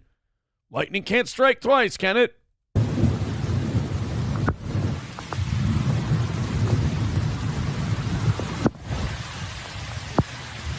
So he picks it up. He's going to keep fishing. Can't happen twice in a day, right? Looks back at the camera. All right, that's fucking weird, huh? Well, here we go. I hope they're biting.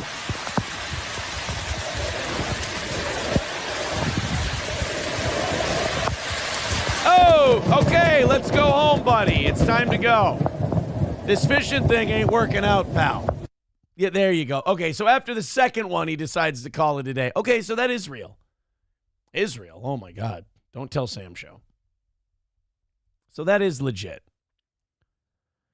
At least I'd go drink a beer before I went back to fit. Yeah, let the weather pass, let the storm roll through. You don't just pick up the rod and start going again. Numero uno Josh Denny fan says it's good to have a voice of the opposition around, not like Aaron can't handle him. Yeah, people are like, oh, fucking M, this and that. Dude, if you don't think that I can handle M, then I shouldn't be here. Actual steel toe wearer says, what do you think? Can a man simultaneously hate both the onion and the toe? What? No. And thank you, actual steel toe wearer, because numero uno Josh Denny fan says it's not like Aaron can't handle him. And actual steel toe wearer goes, Aaron is a case study. I love it. I'm a case study in how to handle this shit. Absolutely. Sneed Dave Williams with $10. Thank you very much, buddy. Hey, you guys are down to $40 already tonight. This is madness. He says, I'm still entertained that Melton somehow operates an even less honest and reliable tip platform than federal informants Nick Fuentes and Baked Alaska. I mean, there are impressive things about Patrick Melton. It's just that all of them seem to make him look shittier. But you know what? You know what the wonderful part about that is? His problem, not mine. $40 away from today's goal. Thank you very much, Sneed Dave. Go ahead and keep throwing in. Keep chipping in a couple of bucks. We're only $40 away from another win for the toe. Did you hear about the Amish that were building all these homes and were told to stop in North Carolina? The story is crazy, really. The Amish were building houses in North Carolina and were told to stop. Amish building houses in NC. In the wake of Hurricane Helene, hundreds of Amish volunteers from Pennsylvania traveled to North Carolina to build temporary housing for the victims.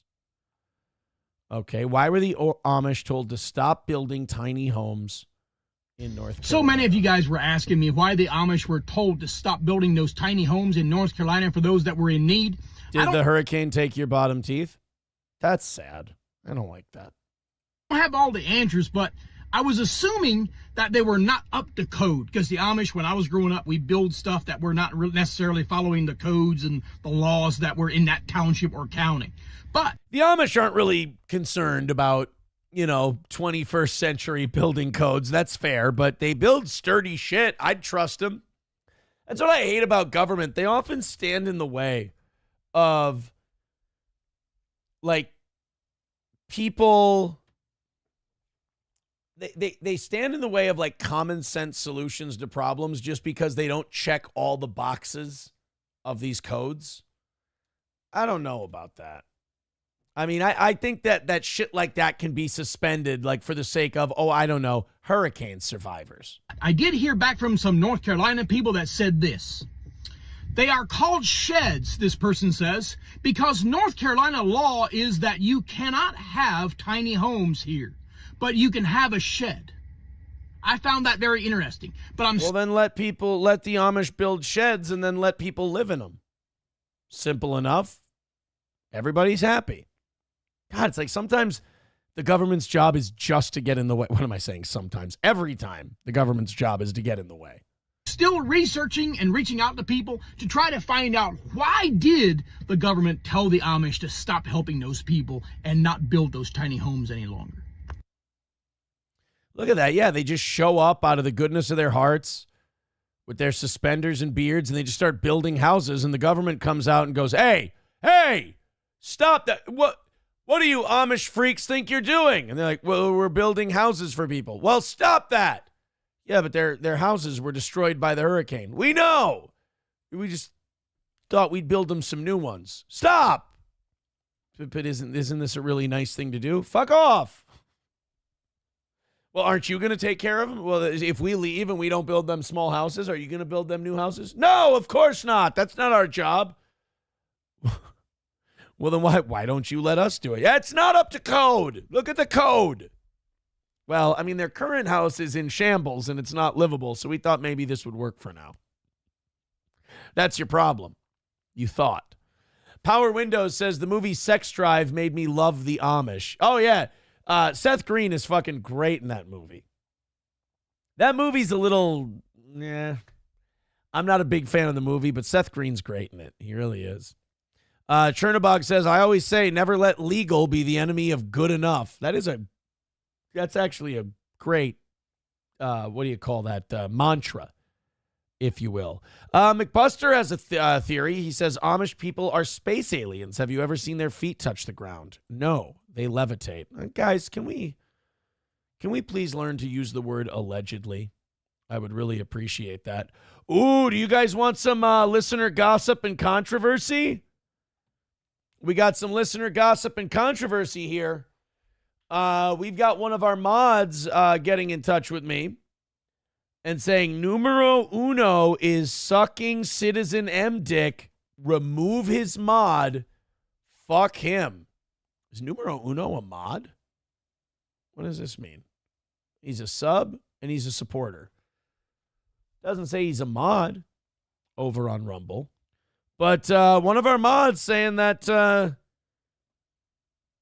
this guy is numero uno. What do you have to say for yourself? They're saying that you suck Citizen M's dick. That's an allegation. Not sitting here saying it's true. I do know this. Numero uno Josh Denny fan just kind of likes to play in the dirt a lot. Like he's just one of these guys who likes to fuck around on internet shows. Oh, they're telling me it's on YouTube. Well, I don't really give a shit what happens on YouTube. That's kind of like how I've set it up. Rumble is for the people who want to have fun, and YouTube is for people who want to fuck around and maybe throw some super chats around, you know? So I don't know. You guys, if numero uno Josh Denny fan wants to come to me and he wants to explain himself in front of the court, I don't think I fucking care very much, but I understand. And I'm glad I have people like that who write me shit. You know, let me know what's up.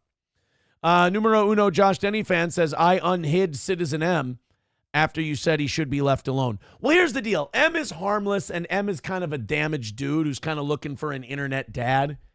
He tried to kind of run that game with me, and I was like, no, I don't do that shit here. That's not for me. I don't need fucking weird, creepy hero worship shit.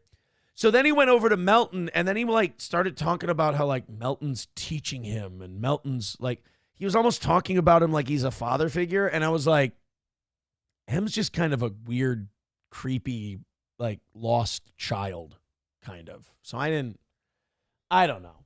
I don't feel any heat from Citizen M. You know, I think my thing with M is that M is desperate for my attention and he doesn't know how he wants my attention. So he just kind of lashes out. He's like a garter snake, though. He's harmless. Numero uno says, you said you can handle M, so it's up to you. M lives in a hell of his own making. Being Citizen M is bad enough. That's kind of how I look at it. All right, boys and girls, we are $40 away from knocking out tonight's goal. If you'd like to throw in and knock out that last 40, let's do it. This has been, this is where I knock wood. It's been kind of an easy one tonight. And for overtime, we finally have somebody decided, and this person deserves a fucking medal from Hackverse Anonymous. They actually went and found the clips of Patrick Melton lying his fucking ass off and knowing it over and over and over again. The funeral pyre of the streaming career that is Patrick Melton continues to burn ever so brightly. Patrick Melton has kind of had a scoundrel's last stand thing going on where he knows he does all the fucked up shit that everyone accuses him of and worse, but he hides behind, play my clips. Play my clips then if you don't. And then he has a bunch of retards who follow him and they yell the same thing. knowing that they're all really fucking creepy and nobody wants to watch Melton because his show's fucking terrible. And the Clippers don't even clip it. He has to have his own designated clipper who actually clips other people more than him. Because the other Clippers are like, no, he's fucking creepy. He says weird shit about kids. I'm not going to clip this fucking guy. He gives me the ick. So they do this thing where they go, play the clip, knowing that he's disgusting and knowing people don't want to watch him. Well, one intrepid young man from Hack vs. Anonymous went and found all of these clips where Melton's like, nobody ever plays my clips. Everybody says I'm lying and gaslighting, but they never play my clips. And right next to those, he plays the clip that the guy is daring them to play. It's fucking beautiful. He did a really good job. I'm excited to knock out that last $40 and do that for overtime tonight. It's going to be, we all get to laugh together, and it's going to be really fun. Okay. We've got a lot of other shit to go through in the meantime. We got about 20 minutes left in regulation. I'm really happy about this story because I feel like this is a win, a very rare win for like regular people in this country rather than just politicians and corporations teaming up to keep stealing shit from the middle class of America, like the way big corporations and multinationals are buying up single family homes so that you can prevent middle class people from being class mobile through their home equity. Well, now, I don't know if you knew this, but medical debt shows up on your credit report. So let's say if you're like someone like Johnny and you get really sick, you get MS or you get some kind of disease, and it's really expensive to treat that disease, and you got to make these monthly payments on your medical bills. Well, that medical debt right now goes on people's credit report, which prevents them from buying cars, prevents them from buying houses, getting credit cards, things like that. Well, now, apparently, I don't know how this I don't know if there was a magic wand that was waved or what. Medical debt will now soon be banned on people's credit reports. That is wonderful because the way that affects middle-class Americans is that access to credit is another way, if you do it intelligently. You know, you don't just buy consumer goods with your credit cards, but you make, wise financial decisions, interest rate here versus ability to pay off versus taking your cash, your liquidity, investing it in something that has a high rate of growth. Borrowing can sometimes be advantageous. Great example. Back when the interest rates were really, really low, people would say, oh, I got let's say you had $40,000. You're like, I think I'll just go buy a car cash. People would say, no, you got $40,000. Auto loan rates right now are at 3 or 4%. The market's getting 8 to 9% returns. Take your cash, invest in the market, borrow the money for your automobile, let that money grow at twice the rate that your interest is on your automobile. That is a great example of smart borrowing and smart investing. It's a numbers game. But when you don't allow people access to credit, they can't make moves like that. And who's more likely to have medical debt? Middle-class people, working people, people on a fixed budget, people living paycheck to paycheck. They're more likely to have medical bills they can't pay. You put that on their credit card report, or you put that on their credit report, and that's a double whammy against them. So that's like, I get excited when I see shit like this because very rarely are there wins for the little guy. Americans won't have to worry about unpaid medical bills damaging the credit reports and scores much longer. The Biden administration, I'll give the kudos to the Biden administration, is finalizing a rule Tuesday that will end the inclusion of medical debt on credit reports and ban lenders from using certain medical information in loan decisions. The rule will also remove an estimated $49 billion in medical bills from the credit reports of about 15 million people. People who get sick shouldn't have their financial future upended, said the Bureau's director. The CFPB's final rule will close a special carve-out that has allowed debt collectors to abuse the credit reporting system to coerce people into paying medical bills they may not even owe. I mean, I don't can you really be against a decision like that, a move like that? I mean, that seems pretty consumer friendly. Now, I don't want to keep reading and find out that there's some because sometimes I'm like, oh, the government did something nice for people. All right, what's the other shoe? How does this somehow benefit corporations? So how does this somehow fuck over the people it's declaring to help? I need to know that part. I'm kind of one of those guys, when you get the answer you want, stop reading. Ignorance is bliss, right? Sneed Dave Williams with $5 says Alex might have just taught Elon/Adrian Dittman about rackets and name dropped you. Thank you, Alex Stein. Alex Stein, he's a bastard with that Rekieta shit. You can tell that he's reveling in shitting on Nick Rekieta, because Nick was always kind of a cunt to him back in the day. And you can tell that Alex loves just kind of sticking the knife between Rekieta's broken ribs. But he will swear up and down while he's doing it. And I like Nick. And I don't think, this is, it's really too bad that all this happened.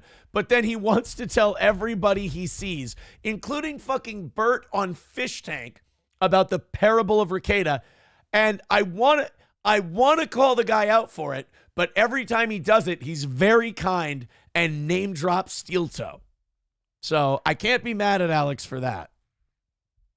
I mean, if you want to do some clandestine, dirty shit and you don't want me to call you out for it, just make sure you name drop Steel Toe and we'll be fine. Fucking Alex. I always love getting messages from people going, oh yeah, by the way, Alex, he did the parable of Steel Toe Rekieta thing again. And I shake my head and I go, fucking Alex, and then I obviously clip the link. No, numero uno, Josh Denny fan. I'm aware. We're not going to play it on the show, but I did hear about it. I haven't watched it yet, but it sounds like it's very, very funny. All right, we got about 10 minutes until we rattle the can. Let's go ahead and knock out that 40. That 40 ain't shit to the toe. Ain't shit to knock out 40 for the old toe. Streamlabs, PayPal, Super Chats, Rumble Rants, Venmo. Thank you to Travis for his $100 drop-in tonight. That has made it a very easy show to do. And gotten our goal way the hell down there so we can finish it off for our final evening goal of the week. I did want to get to this one today before we get to overtime and getting down to 0 and watching the continued burning down of House Melton.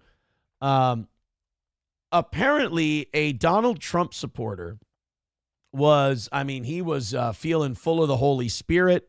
He was singing pro-Donald Trump song parodies and live streaming himself driving. The problem was, while he was celebrating his MAGA-ness, and he was singing his, apparently there's a song, I shit you not, it is a YMCA song parody. Of course, Donald Trump used YMCA during his campaign. And it's called MAGA. Right. This guy was riding in his car, live streaming his drive, and playing the MAGA parody song.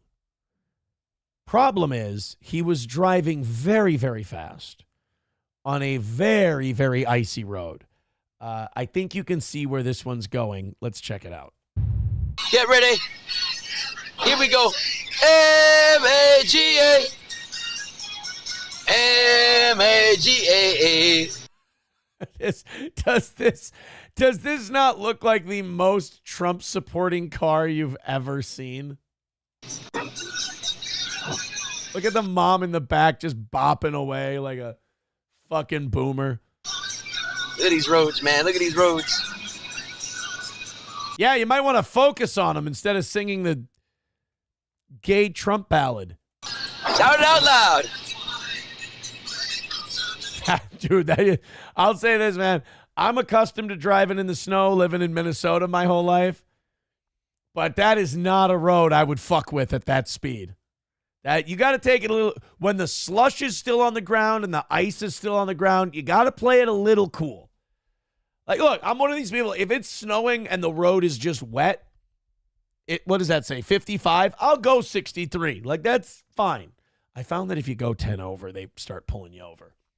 But when there's like the slush and the ice, your wheels can catch that shit, and it doesn't take much to just head off to the other side of the road.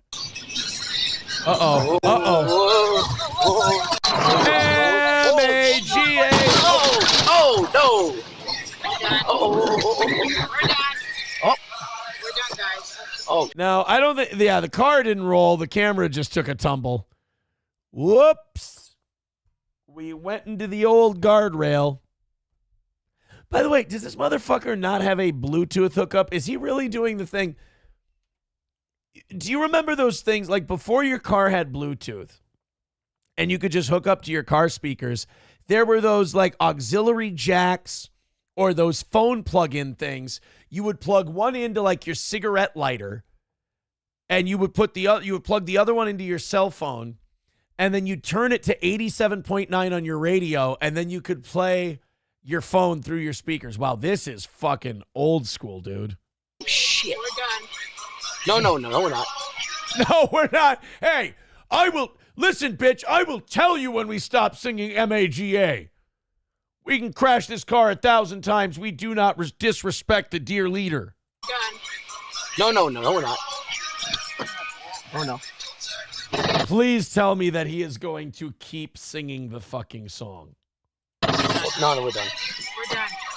Oh, shit, I'm sorry. Oh, he tried to start the car back up. That's it. No, we're done. We're done. Oh, shit, I'm sorry, Jamie. We just destroyed the car. We're done. You just destroyed the car. We're done. Ma'am, I don't think that's up to you anymore. I think Mother Nature decided that you're done. Shit. We're okay. M-A-G-A. Why aren't you guys singing?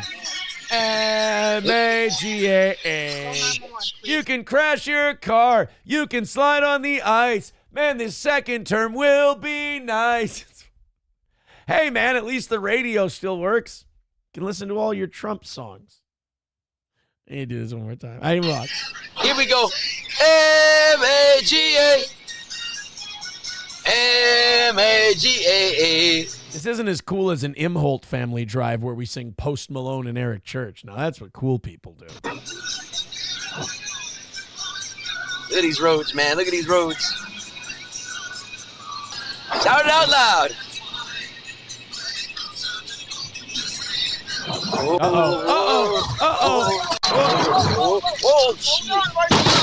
Oh. Anyone want to guess that this dipshit overcorrected? He started going this way, so he just yanked the wheel to the left. Fucking dumbass. And then he started going to the left and then going to the right. Bro, steer into the skid, homeboy. Dive Bar says, why would dumbass post the video? Oh, no. He was live streaming. He was live streaming that. He thought it was really important to show himself driving those two old ladies around. I'm guessing what, mom and grandma? While they all sang their Trump songs.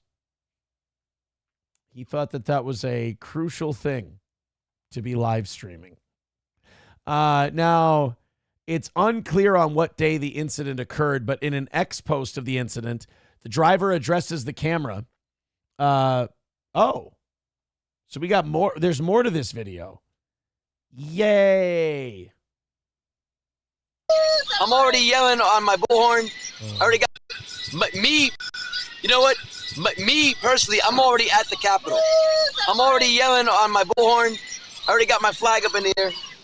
That's a good idea. I think Trump supporters should meet at the Capitol January 6th. That's a fantastic idea. That never works out poorly. You guys never end up walking into a trap on that deal. Ready? Here we go. M-A-G-A. Okay, and then I'm guessing that's the rest of the... Everybody okay? Call 911, please. Oh, he stopped the music. Come on. We were just starting to learn the words. I'm gonna cut the stream right now. We are all okay. We're okay. We're all okay. Let me assess damage. All right. We are all okay. Come on. Yeah, the door is kind of stuck. Ooh, that's no good. We'll be fine. All right. That's no good. Well, maybe, next time, maybe we don't live stream it. Maybe we film it first. And if it all works out well, then we can post the thing. Until then, just enjoy your drive to the Capitol. Jeff Jordan says you ease out of that slush. Yeah, ease out of the slush. Ease out of it. Atomic Ray says, imagine how cheap roads would be with idiots like these off of them. Small Town MN Gal says, plot twist, that was actually his wife and his girlfriend. They're on their way to Spicer. No!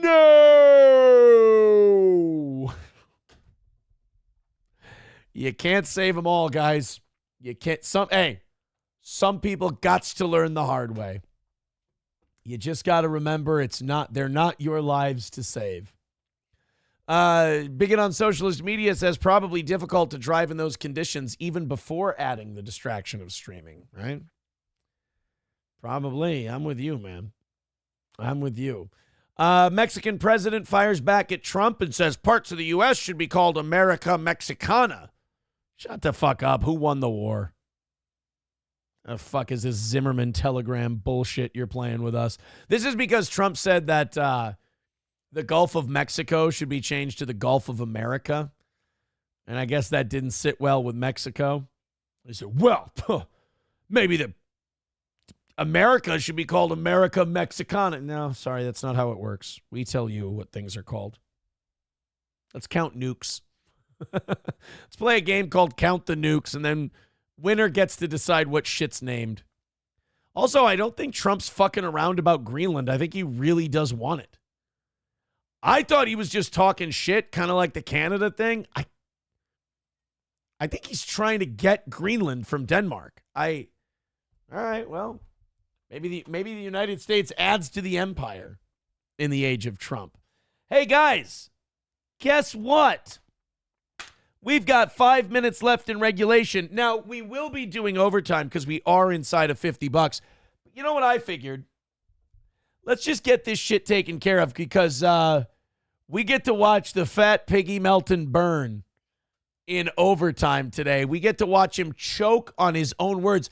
I've said this from day one. I don't have to do a goddamn thing to Patrick Melton. He will burn himself to the ground. And that's what we're going to do.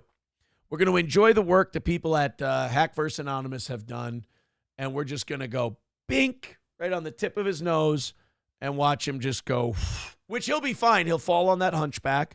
He'll have to roll over on his side before he can get up again, but I'm sure he'll recover. You know, one thing Patrick Melton has shown, he's shown an innate ability to do two things. Completely destroy himself by not being cut out for this, and two, finding another community to leech off of after he burns and wears out his welcome on the first one. Let's go ahead and get that $40 knocked out, and then we will jump right into all of that stuff. This should be pretty easy. Fingers crossed, knock wood. Throw in 5, 10, 15, 20. Remember, we are, the audience members had the idea, and I'm rolling with it. Every person who throws in $100 is entitled to an autographed Twister from me. We will send it out to you the very next day. The delivery people will be wondering why Twister keeps needing to be delivered to my house. But that's none of their fucking business, is it? $40 away from today's goal. 3.5 minutes until we have to move on and do overtime. Let's hammer out that last $40 and call it, would you, another win for the toe. Streamlabs, PayPal, Super Chats, Rumble Rants, Venmo, all the links are right there in the chat. If you'd like to be one of the people that knocks out our final goal of the evening show week, be my guest. Thank you very much to Travis for his big drop in today as well. And Sneed Dave Williams threw a sizable chunk at the old toe, and 191 Redbird as well. Red Fox Mad becoming a member for 32 months says Trump should end the term limits for president. I I don't know if my heart can take all of this. Red Fox Mad with $4.99 says, Aaron, will the Vikings-Rams game on Monday night get moved because of the wildfires? Well, I mean, I know they're talking about it. They're talking about Las Vegas. They're talking about Santa Clara. I mean, fuck, where else can you? Arizona, I've heard. It could happen. It could happen. $35 away from today's goal. Keep it going, boys and girls. Let's hammer out that last one. Another win for the toe on the way. 2.5 minutes left to go. Streamlabs, PayPal, Venmo, Super Chats, Rumble Rants. $35 from getting the slate cleaned for evening show goals this week. McBuster says Chad destroyed Melton earlier today. Yeah, a fair hat tip. I found out about these videos from Chad's show, and I thought it was, I thought whoever did them did a very good job. Dive Bar says, don't worry, buddy. It's not like the night crew has let you down before. Hey, they'd better not. We've only got $35 left to go. 2 minutes, guys. 2 minutes to go. Throw in a couple of bucks. Let's knock out this last 35. Let's not delay the inevitable. Let's get ourselves another win for the toe. We'll try for another minute and a half here, and then we can always give it another shot towards the end of overtime. But $35, not a bad number. Let's go ahead and hammer it out. Toucan Sam channel. Okay, so Toucan Sam is the guy who did it. All right, well, then all credit to Toucan Sam. He's not a steel toe fan by any means. I don't want to give the impression that he is, but he just did great work. $4.99 from Red Fox Mad says they should move the game to St. Louis, Missouri. I don't know if somebody just had that theory or if that's actually something they're considering, but there would probably be a lot of Rams fans still in St. Louis. It's actually not a terrible idea. I bet you if they have the game in Las Vegas or Arizona, there will be more Vikings fans there than Rams fans. All right, guys, we got 1 minute left. We're $30 away from another win for the toe. Go ahead and throw in. Thank you, Red Fox Mad, for your chip-ins. Everybody throw in just a little bit, and we'll knock out that last $30 and call it a W. 35 seconds left to go. Jack Sixes says, I bet all of you assholes just sitting here cupping your own farts. Fucking pathetic, all of you. Jack Sixes is very upset today. And I don't know why. Oh, everybody throw in $5 or $10. Let's get this pesky $30 wiped out, shall we? All right, 10 seconds left. 9, 8, 7, 6, 5, 4, 3, 2, 1. All right, we got a lot of important, funny shit to do here for overtime. So why don't you guys just keep throwing in your 5s and 10s? We'll knock this thing out, and we got to get down to business. This Hack vs. Anonymous over on Reddit has a shitload of Melton stuff today, and it is all very incriminating, and it all makes him look like absolute dog shit. I don't know if you knew this about Patrick Melton, but he has, especially for a fat man, the thinnest skin you've ever seen. And I feel weird doing this because I know it's going to get clipped and people are going to be hearing this for the first time. I've been saying this for 2 years. You know, people are like, oh, yeah, this Melton guy. I was a Red Bar fan. The book's out on Melton. He's a bitch. He's very sensitive. He'll go, he puts on this performance. You know, he's one of these guys who wasn't loved very much by his parents, probably had a terrible upbringing, bullied a lot. He's probably been fat his whole life, wannabe theater kid, doesn't really have his own personality. He takes on whatever personality he thinks people will like. Oddly enough, for being a miserable prick, he's kind of a wannabe people pleaser. So when Patrick Melton does this whole, I'm the guy who goes after people and blah, blah, he's not. Because the minute anybody pushes back a little, even like we do, just like lightly, and all we do is talk about the things that he does that are fucking creepy, he goes ballistic. Shouting, screaming, don't say that about me, play a clip then. Now, a lot of us are too busy to watch a really creepy, depressing guy and play clips of him. Plus, we don't want to promote him because he's a fucking pig of a human being. So he gets by on this play the clip thing. And we're like, ew, gross. No, we're not going to play your game. Well, somebody on Reddit decided to play his game, and they completely fucking flattened him. And in true Patrick Melton fashion, they did it using Melton's own words. Let's get into some of these clips. It's going to be like a fireworks show. We're going to start with the light ones first, and then it'll end with the crescendo, if you will. I believe this clip is Patrick Melton. I think this is the one where he pretends that John from Win by 2 Radio said that he's going to punch him or he's going to hit him. This is, again, widow victim Patrick lying, and we'll play the clip. Chad's chat taking my side, and Win by 2 fantasizes about fake fighting me all the time. Yeah, because Win by 2's in the chat going, coming from someone who is hiding behind a screen. Imagine ever saying you're going to walk up to a guy and hit him. I mean, no, you're not. So shut up. Win by 2 doesn't like you, but I don't think he wants to fight you. He did. He went and did a show the morning of the AC trip. Hey, Patrick, play the clip. Play the clip. Why doesn't he play the clip? Oh, I love when this fucking loser just gets owned like this. Hey, Patrick, it's starting to look a lot like Red Bar. Same thing that happened in that community is going to happen in this one, dude, because you can't change who you are. You're a fraud. Where he was like, I'm on a golf course spitting distance from the Borgata. And when I get done with this, I'm going to pack this up and go right up to Melton and fight him. In fairness, that's a really good John DiCaprio impression. I'm going to hit him. He did. He said that on the air. So- okay, guys, there you go. We're playing the clip. John DiCaprio said that he's going in to Atlantic City and he's going to punch Patrick in the face. He's going to fight him.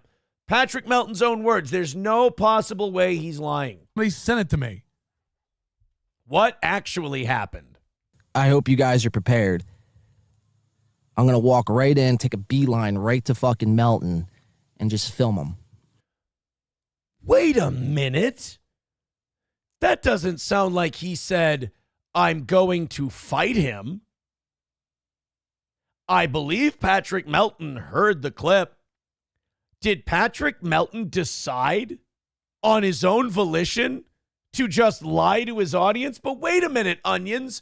You said he'd never do that to you. Don't worry. I'm just fucking with you. We've got like 9 other examples. One more time. I hope you guys are prepared. I'm going to walk right in, take a beeline right to fucking Melton, and just film him. This little piggy went to market. Oh, this little piggy. Hey, wait a minute. This little piggy had roast beef, and this little piggy had none. And this little piggy went, wee. I'm sorry for enjoying this, but I hate to say I told us so, but I told us so about this guy. And you talk about one of the great projectors and gaslighters of all time. Melton might be up there with Nick. I think that's why they get along so well. I think, and by the way, if you're a father and you get along with Melton, you're a real piece of shit. You really don't give a fuck. Because this guy, and by the way, the other thing that Melton does, you see, this is a clip from Misery Loves Clips. When Melton gets shit on and exposed, he untags himself on Twitter. Dude, take your fucking medicine, you punk bitch. All right, now we have, this is from Hate Clipper on Hack vs. Anonymous. It's another clip we have. One of the biggest bitch moves anyone can do. Patrick Melton says he will call Mike David's wife's parents to tattletale on Mike. Wait a minute. Patrick Melton did not say, I'm going to tell your mommy and daddy-in-law on you. Oh, God. How do you show your face on the internet ever after? And by the way, Red Bar's shit on me before. Red Bar's shit on everybody before. It's funny. It's fucking harmless. And by the way, Mike David is like a Burmese python. The more you struggle, the more it's going to hurt you. Take your fucking lumps, bitch, and just sit in the barrel. If you can fit in it. But here we go. This is Patrick Melton saying that he's going to tell on Mike David from Red. By the way, this was prime Red Bar. This set here, this era of Red Bar, in my opinion, prime Mike David. Uh-oh, where'd Mike go? Oh, some of these, what do you call them? The Reddit clips, they start muted. Parking tigers, it was pretty fucked up. He threatened to call her parent. Oh, yeah, remember that? Wait, we skipped over that. Patrick said he's going to call my wife's parents and tell them how bad I was or something like that. Wow, I didn't even remember that one. So someone in the chat says he threatened to call Mike's wife's parents, which is a bizarre thing to even think. But that sounds like a Melton thing to do. Oh, and by the way, the John DiCaprio thing, John DiCaprio could walk right up to Patrick Melton and stare him right in there, and Patrick Melton wouldn't do a fucking thing. It is embarrassing, this shouty, tough guy gimmick he pretends to put on. I could walk up at Hackamania 2, walk right onto that stage, stare everybody there in the face, and tell them, here's your chance. What do you got? They wouldn't do a fucking thing. A band of chicken shits, every one of them. I don't understand what you think this relationship with my wife is, where if somebody called her parents and told them some things about me, that would interfere. Yeah. Her parents. What do you think? Jules' parents are like, Patrick's going to go, you know that your wife's husband is making fun of me on his internet show? Like, what does Patrick Melton think that's going to do? Like, Jules' parents are going to go, well, we will have a talk with Mike and we will straighten this thing out, Mr. What's your name again? Josh Denny? Oh, Patrick Melton. I'm sorry. Parents listen to the show, so they're very familiar with Melton Watch. Yeah. It wouldn't work. But that was crazy. Why did he even come up with it? That's nuts, right? He said he would tell your parents about what Mike really does, whatever that means. He meant this. He thinks if he told her parents that I do this, that there would be some trouble. Even if there were, I would tell her parents to go fuck themselves. I do. I miss this era of not that he's bad now and like he's battling like a disease or something. So he's gutting it out. But like, this is when I signed up for Scars Club, was this era. And that she cheated on him, and then the whole thing about stealing T-shirt money. He said he'd tell them Mike's real job. So that was a bizarre. That's another thing Patrick does. Patrick's always, I've got the secret facts. I know that you don't know shit, you fat bitch boy. The book's out on you. You're exposed. You're done again. Be thankful to God and Jesus Christ and me that you got a second chance to fuck it all up again. You should be down on your fat fucking knees, grateful that I came around to give you the glow to have a second chance to fuck up like the fat bullied kid you are. Our thing that he wanted this to go up a level. Wife in Canada. We're gonna examine this fucking vocal fry bitch. Tear her apart. This is the ultimatum time. Your wife's a bitch. We're coming for her. Oh, that's another thing Melton does. Melton can't get to you, like he can't get to me, can't get to Mike, so he'll go after the children, the wife, the girlfriend, the wife's parents, whatever. Melton cannot stand the fact that he can't play people talking shit about him and parry it. You know, he can't let it bounce off him and counter. He gets fucking pissed. And he's like, oh, yeah? Well, I'll ruin this other person's life. It's like, first of all, you ain't gonna do shit. Second of all, you're a fucking chick. You're a pussy. All gonna have a turn.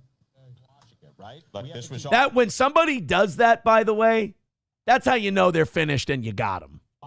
He just sat there while we told him we were gonna have a turn with his wife. What a cuck. You're over. It's done. I rolled deep, nigga. He's drunk. He doesn't know what he's saying. Oh, and you can't not cover me. And by the way, I want you to go on Kumia and bring more people to me. Bring them to me. Oh, yeah. How'd that work out, Patrick? Did it bring more people to you, or did you go hide for over a year? Which one was it? By the way, that one was Toucan Sam.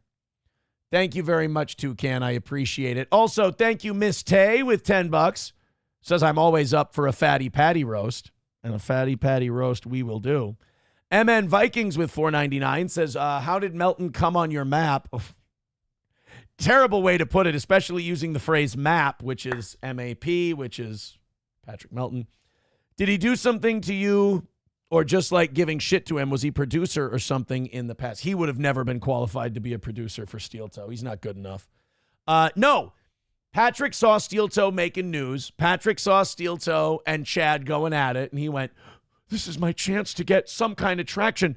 He decided to go into this boomer blood sports Dabbleverse thing because none of the Dabbleverse people know shit about any of like Red Bar lore or Patrick Melton lore, so they didn't know that this guy was a fucking loser who'd already been destroyed. I did. So when he started with us, I told everybody, I said, just watch. This guy will fuck himself over. He'll get in over his skis, and he'll lose his shit. I called him Meltdown Melton the minute he started with us. And here we are, Melton melting down. Sandy, thank you very much for the $20. Well, guess what, ladies and gentlemen? That means... Pay him. Pay that man his money. That's the goal and another win for the toe.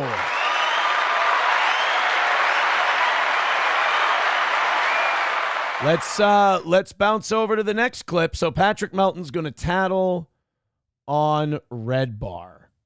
All right. Well, how'd that work out for you?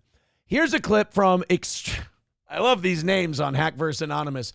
Extreme Gonads 9585 posted this. This is Kevin Brennan, the lovely and talented host of Misery Loves Company, saying that apparently Patrick Melton is very jealous of this Atlantic City event that Kevin Brennan and Chad Zumach are having.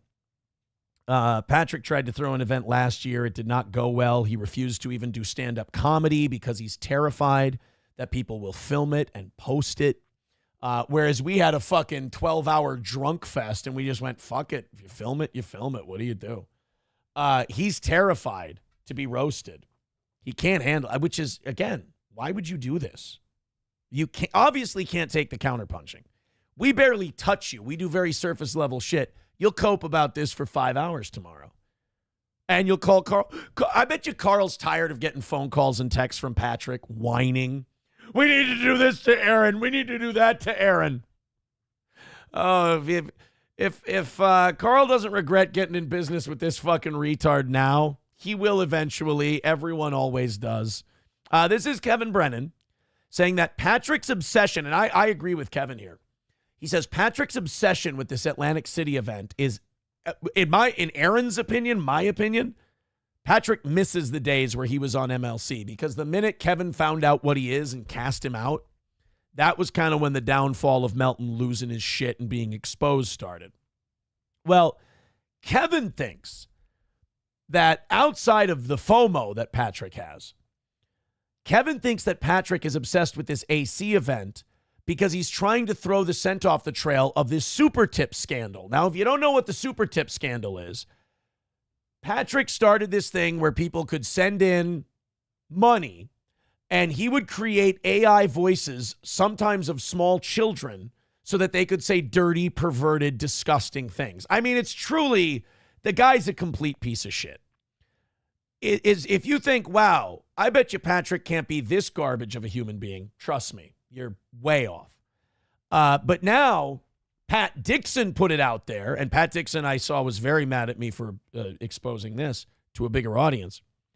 Pat Dixon exposed Patrick and Moody, saying, I can see who gave me money, and I can see all of their information, and I can dox them if I want to. And he said some questionable shit about his ex-girlfriend who sent in a super tip and said the name and said he had all the information. Patrick got mad at him, and he told Pat, well, this is actionable. And Pat's asshole puckered up, and he went, oh, no, it was Stripe. That's where I got the info. Yeah, Stripe. And then he backtracked from that, and he goes, actually, it was Moody, Patrick's internet friend, because he doesn't have real ones. And I don't think Moody does either.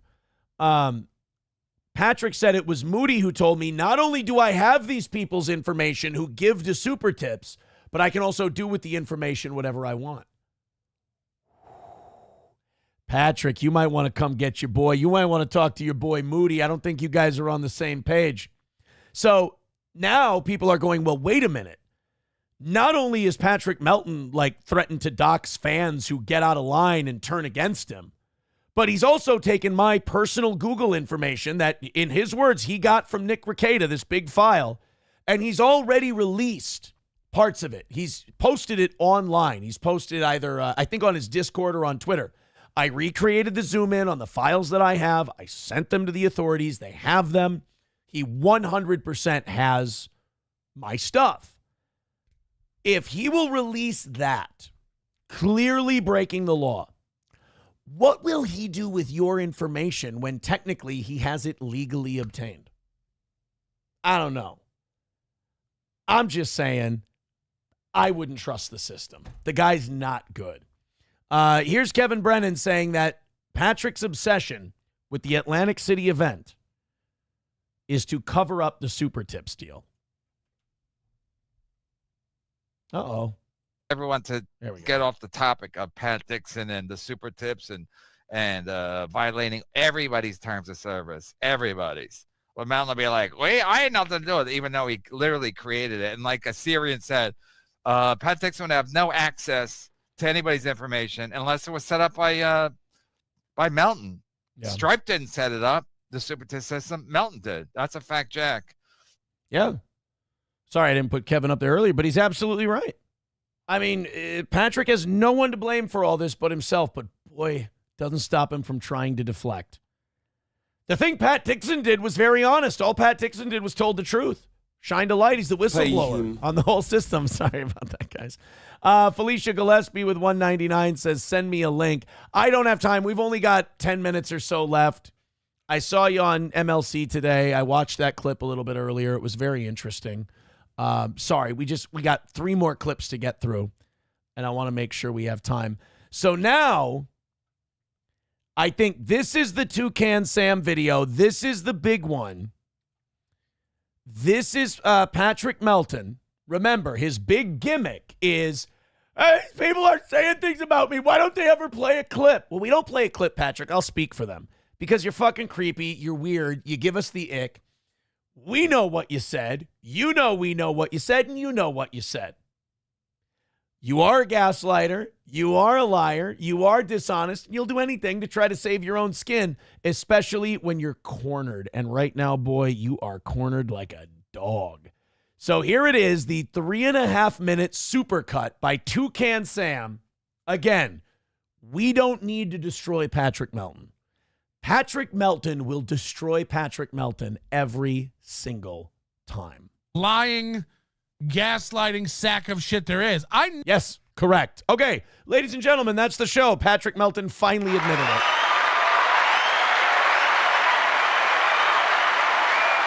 Here we go. Never, ever, ever stop getting shit for gaslighting and being a liar, but you know what I mean? Every time Hey, Patrick, if everybody says you're an asshole and you're a gaslighter, you ever heard the phrase, if you meet one asshole, you met an asshole, but if everybody you meet's an asshole, you're an asshole?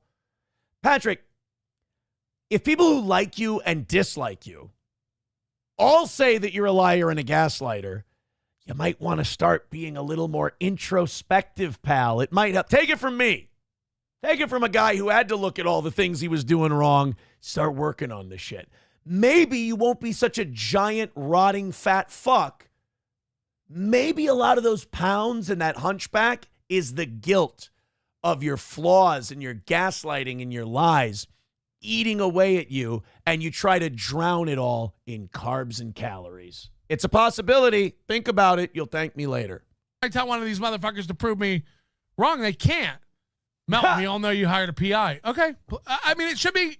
You all know I did it. You all remember the clip. Post a fucking clip. Oh, boy. Famous last words of a scoundrel. I never said I hired a PI. By the way, no good-natured humor in this guy. It's just all flailing and losing his fucking mind and coping. He just, and the slightest pushback. It's just people saying, hey, Patrick, you lied about that PI thing. And instead of him going, oh, come on, guys, the private investigator thing, stop. Instead, it's, what? Everybody said I'm a gaslighter and a liar. Play the clip. Well, one thing you do is you don't challenge Toucan Sam on Hack vs. Anonymous. Not one of you can post a fucking clip of me hiring the PI. Why? Why? But I'm here to let you know tonight. Oh, yeah. Big money has been spent. What? I got to be very careful how I say this. Right, because you're lying your fucking ass off. Big dollars have been spent. Yeah. To employ a private detective, Wait a minute. I thought you said you never said that. You lied? How unconscionable. By the way, there's a lot of liars' tells that Melton does. He does the big exasperated breaths. He does the lip smacking and all that stuff. He stops to search for his words because he's making up the thing he's saying. The big, long, dramatic pauses. He didn't learn that from his gay theater group. He's just a natural-born liar. Real-life private investigator. What? Who has assured me that within 48 hours he will tell me what's what with this story. By the way, this was during the Chad oil can thing. This is when he was grifting off of Chad and I to try and find a way in. And boy, has he done a speed run to the self-destruction storyline. So he said that he hired a private investigator to get to the bottom of this. And then when people pointed out that he lied about that, why can't you play a fucking clip? Here's the clip, Fatso. Ball's in your court. Now, it's been about 24, so I'm hoping by Friday night we'll have something from this PI. I'm still waiting on that lawsuit, by the way. But this guy is looking into everyone. He has contacts everywhere. Oh, everywhere. Of the oil can story? And it's a legit, real guy who does, I can't say too much, but this is I know, I wouldn't say too much either because the more you open your fat, stupid mouth, the more you prove that you're making this up as you go. I got a guy. Sexual partners don't count, Patrick. Real guy. We've got a real man looking into real things. He's a real guy. Okay? Yeah? So, okay.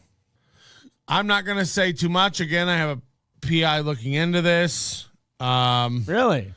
So I believe it. Not only has Toucan Sam found a clip of you saying it, he's got a clip of you saying it over and over and over and over again. Of it until we find out more. And again, money has been expended and it's a liar's private word. Investigator has been dispatched who does this for very high level Hollywood people. This isn't a imagine, how I said a long time ago, Patrick creates a character for himself that he wishes he could be? Patrick's like a little bullied kid who creates a superhero persona for himself. This is a great example. Patrick is Butters pretending to be Professor Chaos in South Park. To a T, he is a real-life Butters Stotch. And he wants to be Professor Chaos so bad so all those kids who are mean to him can finally get theirs. But he's a retard. And he can't pull it off. I mean, think about this. It's one thing to lie about getting a private investigator. It's another thing to create a whole world around that lie and build villages and buildings around this lie. Oh, money has been expended. I have a private investigator. He works with high-level Hollywood people. He said in 24 hours we'll get more information on this whole deal. Guys, the private investigator never existed. So it's not like he's lying about the 24 to 48 hours. It's not like he's lying about the high-level Hollywood people. He's making the whole fucking thing up out of whole cloth, and it's not a bit. It's not a joke. People who can lie like this, you should look at as frightening. I mean, not frightening in the sense this is a guy you could handle in your sleep, but in terms of psychologically, the amount of damage you have to tell lies to this degree. I mean, there's psychological shit at play that you'd need days and weeks and months worth of therapy to unravel why he does this. Fuck around guy. This isn't a Better Call Saul. This isn't Dude, Better Call Saul was the cartel's lawyer. He was pretty good. This is a guy with considerable resources and access. No, it's not. It says right on the screen. And he promised, we've been told 48 hours. Give me 48 hours. Yeah. We're going to find out some information. We're going to find out some information. Spoiler alert, he didn't do shit. So we shall be there with the. All right, so there's the private investigator lie. What else does 2K? So we've got the John DiCaprio lie. We've got, he's lied, like he released parts of my information, then he backtracked and said he never did. So he's lied about releasing my information numerous times. He's still pissing his pants over that whole thing. But now we've got these as just laying the groundwork, establishing the fact that this guy's a liar. And a fucking, like, a habitual liar, too. Like, he lies as, like, just a part of his personality. This crime. This goes from Cheetos to April's ex-boyfriend who lives in Florida. Really? I've had 3 different people working on this for me across different paths. And imagine pretending. Imagine being so obsessed with me that not only do you get into the April stuff back then, but you pretend. First of all, you find out that April's ex-boyfriend lives in Florida, which is fucking creepy. But also, you pretend that you're working with him. Dude, like that goes beyond just, haha, this guy got caught lying, he's a retard. This is weird, like inventing worlds in your head, demented shit. He doesn't know April's ex-boyfriend. He doesn't talk to April's ex-boyfriend. April's ex-boyfriend wasn't working on the Chad Zumach thing. Patrick made it up. It's fucking weird, dude. And then a private investigator who has searched all 3 relevant law authorities. Wow, how can you tell a guy's lying? The phrase law authorities comes out of his mouth. Patrick, not only are you a liar, you're a terrible liar, and then you want to be in podcasting, and you claim you've been doing it for 20 years. You're fucking garbage on your feet, dude. In fairness, if you're over 400 pounds, you're going to be bad on your feet. That's a good point. Tampa, Florida, Tampa Police Department, Hillsborough County Sheriff's Department, and the Florida Highway Patrol. Again, listen to all the organizations he's listing off in his lie. This is weird, dude. This is clinical. Again, my PI says, there's the PI. Again, my PI says that's a front-facing punch. There's no way that happened from behind. Oh, look at fucking Patrick Zabruder over here. Look at those eyes. Those are just wounded eyes of a child who never got to grow up. He said if he had to... He sits in his basement and invents realities. That's so sad that, I almost feel bad mocking him for it. Almost. But consider the world. A woman who wants nothing to do with you and is a convenience in your life. That's it. And then you sit in a basement and literally invent realities. Bro, you need help.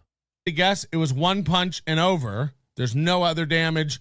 He said anyone who's being attacked and jumped has bruises all over their arms because they cover their face. Remember, he's making this guy doesn't exist. He never hired the private investigator. By his own admission, he goes, I never did. Send me the link where I said I did. You're literally not only talking about the private investigator, but then the world of lies you crafted around the big lie. Bro, you're done. I'm going to look so fucking dumb when you go find the clip of me doing it, and I've adamantly screamed that I didn't do that. I'm going to look fucking retarded. Toucan Sam, great work. Great work. There was another one that I can't find it. Chad played it today. It was a really good clip that Chad played. Go sit down, Zumach. Go watch his show from today. It was Patrick saying, I never said that Cheetos was involved. And then right away, the very next clip is him going, and also Cheetos is involved in this whole thing. The oil can thing. Oh, guys. This guy is done. This guy, honest to God, if you can't see through this guy at this point, you're either so blinded by Chad or steel toe hate, or you're just too fucking dumb to function. It is over. All right, you know what? Numero uno Josh Denny fan says, don't watch Sit Down Sumac. What the fuck? You're allowed to have that opinion too. That's fine. Doom says, many creators have paid me for clips, including Aaron and Patrick. Yes, when I use Doom's clip, I do pay him $10 now. So that is accurate. But a lot of those clippers don't want anything to do with him. They just find him disgusting. Felicia with 199 says, Toucan is working with Melton to mislead you. Yeah, that's what Melton's next thing will be. Yeah, Toucan and I are working together. Toucan and I were just trying to trick Aaron. We totally got him. I would do that if I were Melton. I mean, you make shit up out of whole cloth anyway. Why stop now? Like, Patrick Melton can't turn back the clock and be honest now. So, yeah, fucking lean in, dude. Make up entire worlds. And then we'll be here to let everyone know that you can't help yourself and you have to lie all the time. All right, guys. Thank you very much. What an awesome show. Thank you so much for your generosity. Guys, leave Doom Clone alone. If the guy makes money doing clips, who gives a fuck, right?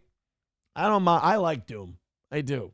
Who gives it? He makes clips for Melton. Look, that's on Doom's soul. A lot of people would say if you make clips of me, you're a piece of shit. I understand. Just because Doom associates with Patrick doesn't mean he's like a liar and a weirdo and a piece of shit like he is. That's and also we didn't. I mean, this is just Melton and the lies around the lies. I mean, then you've got Third World Aristocrat with the the pedo stuff about Melton from his own words. It's nice knowing you, soldier. Hey.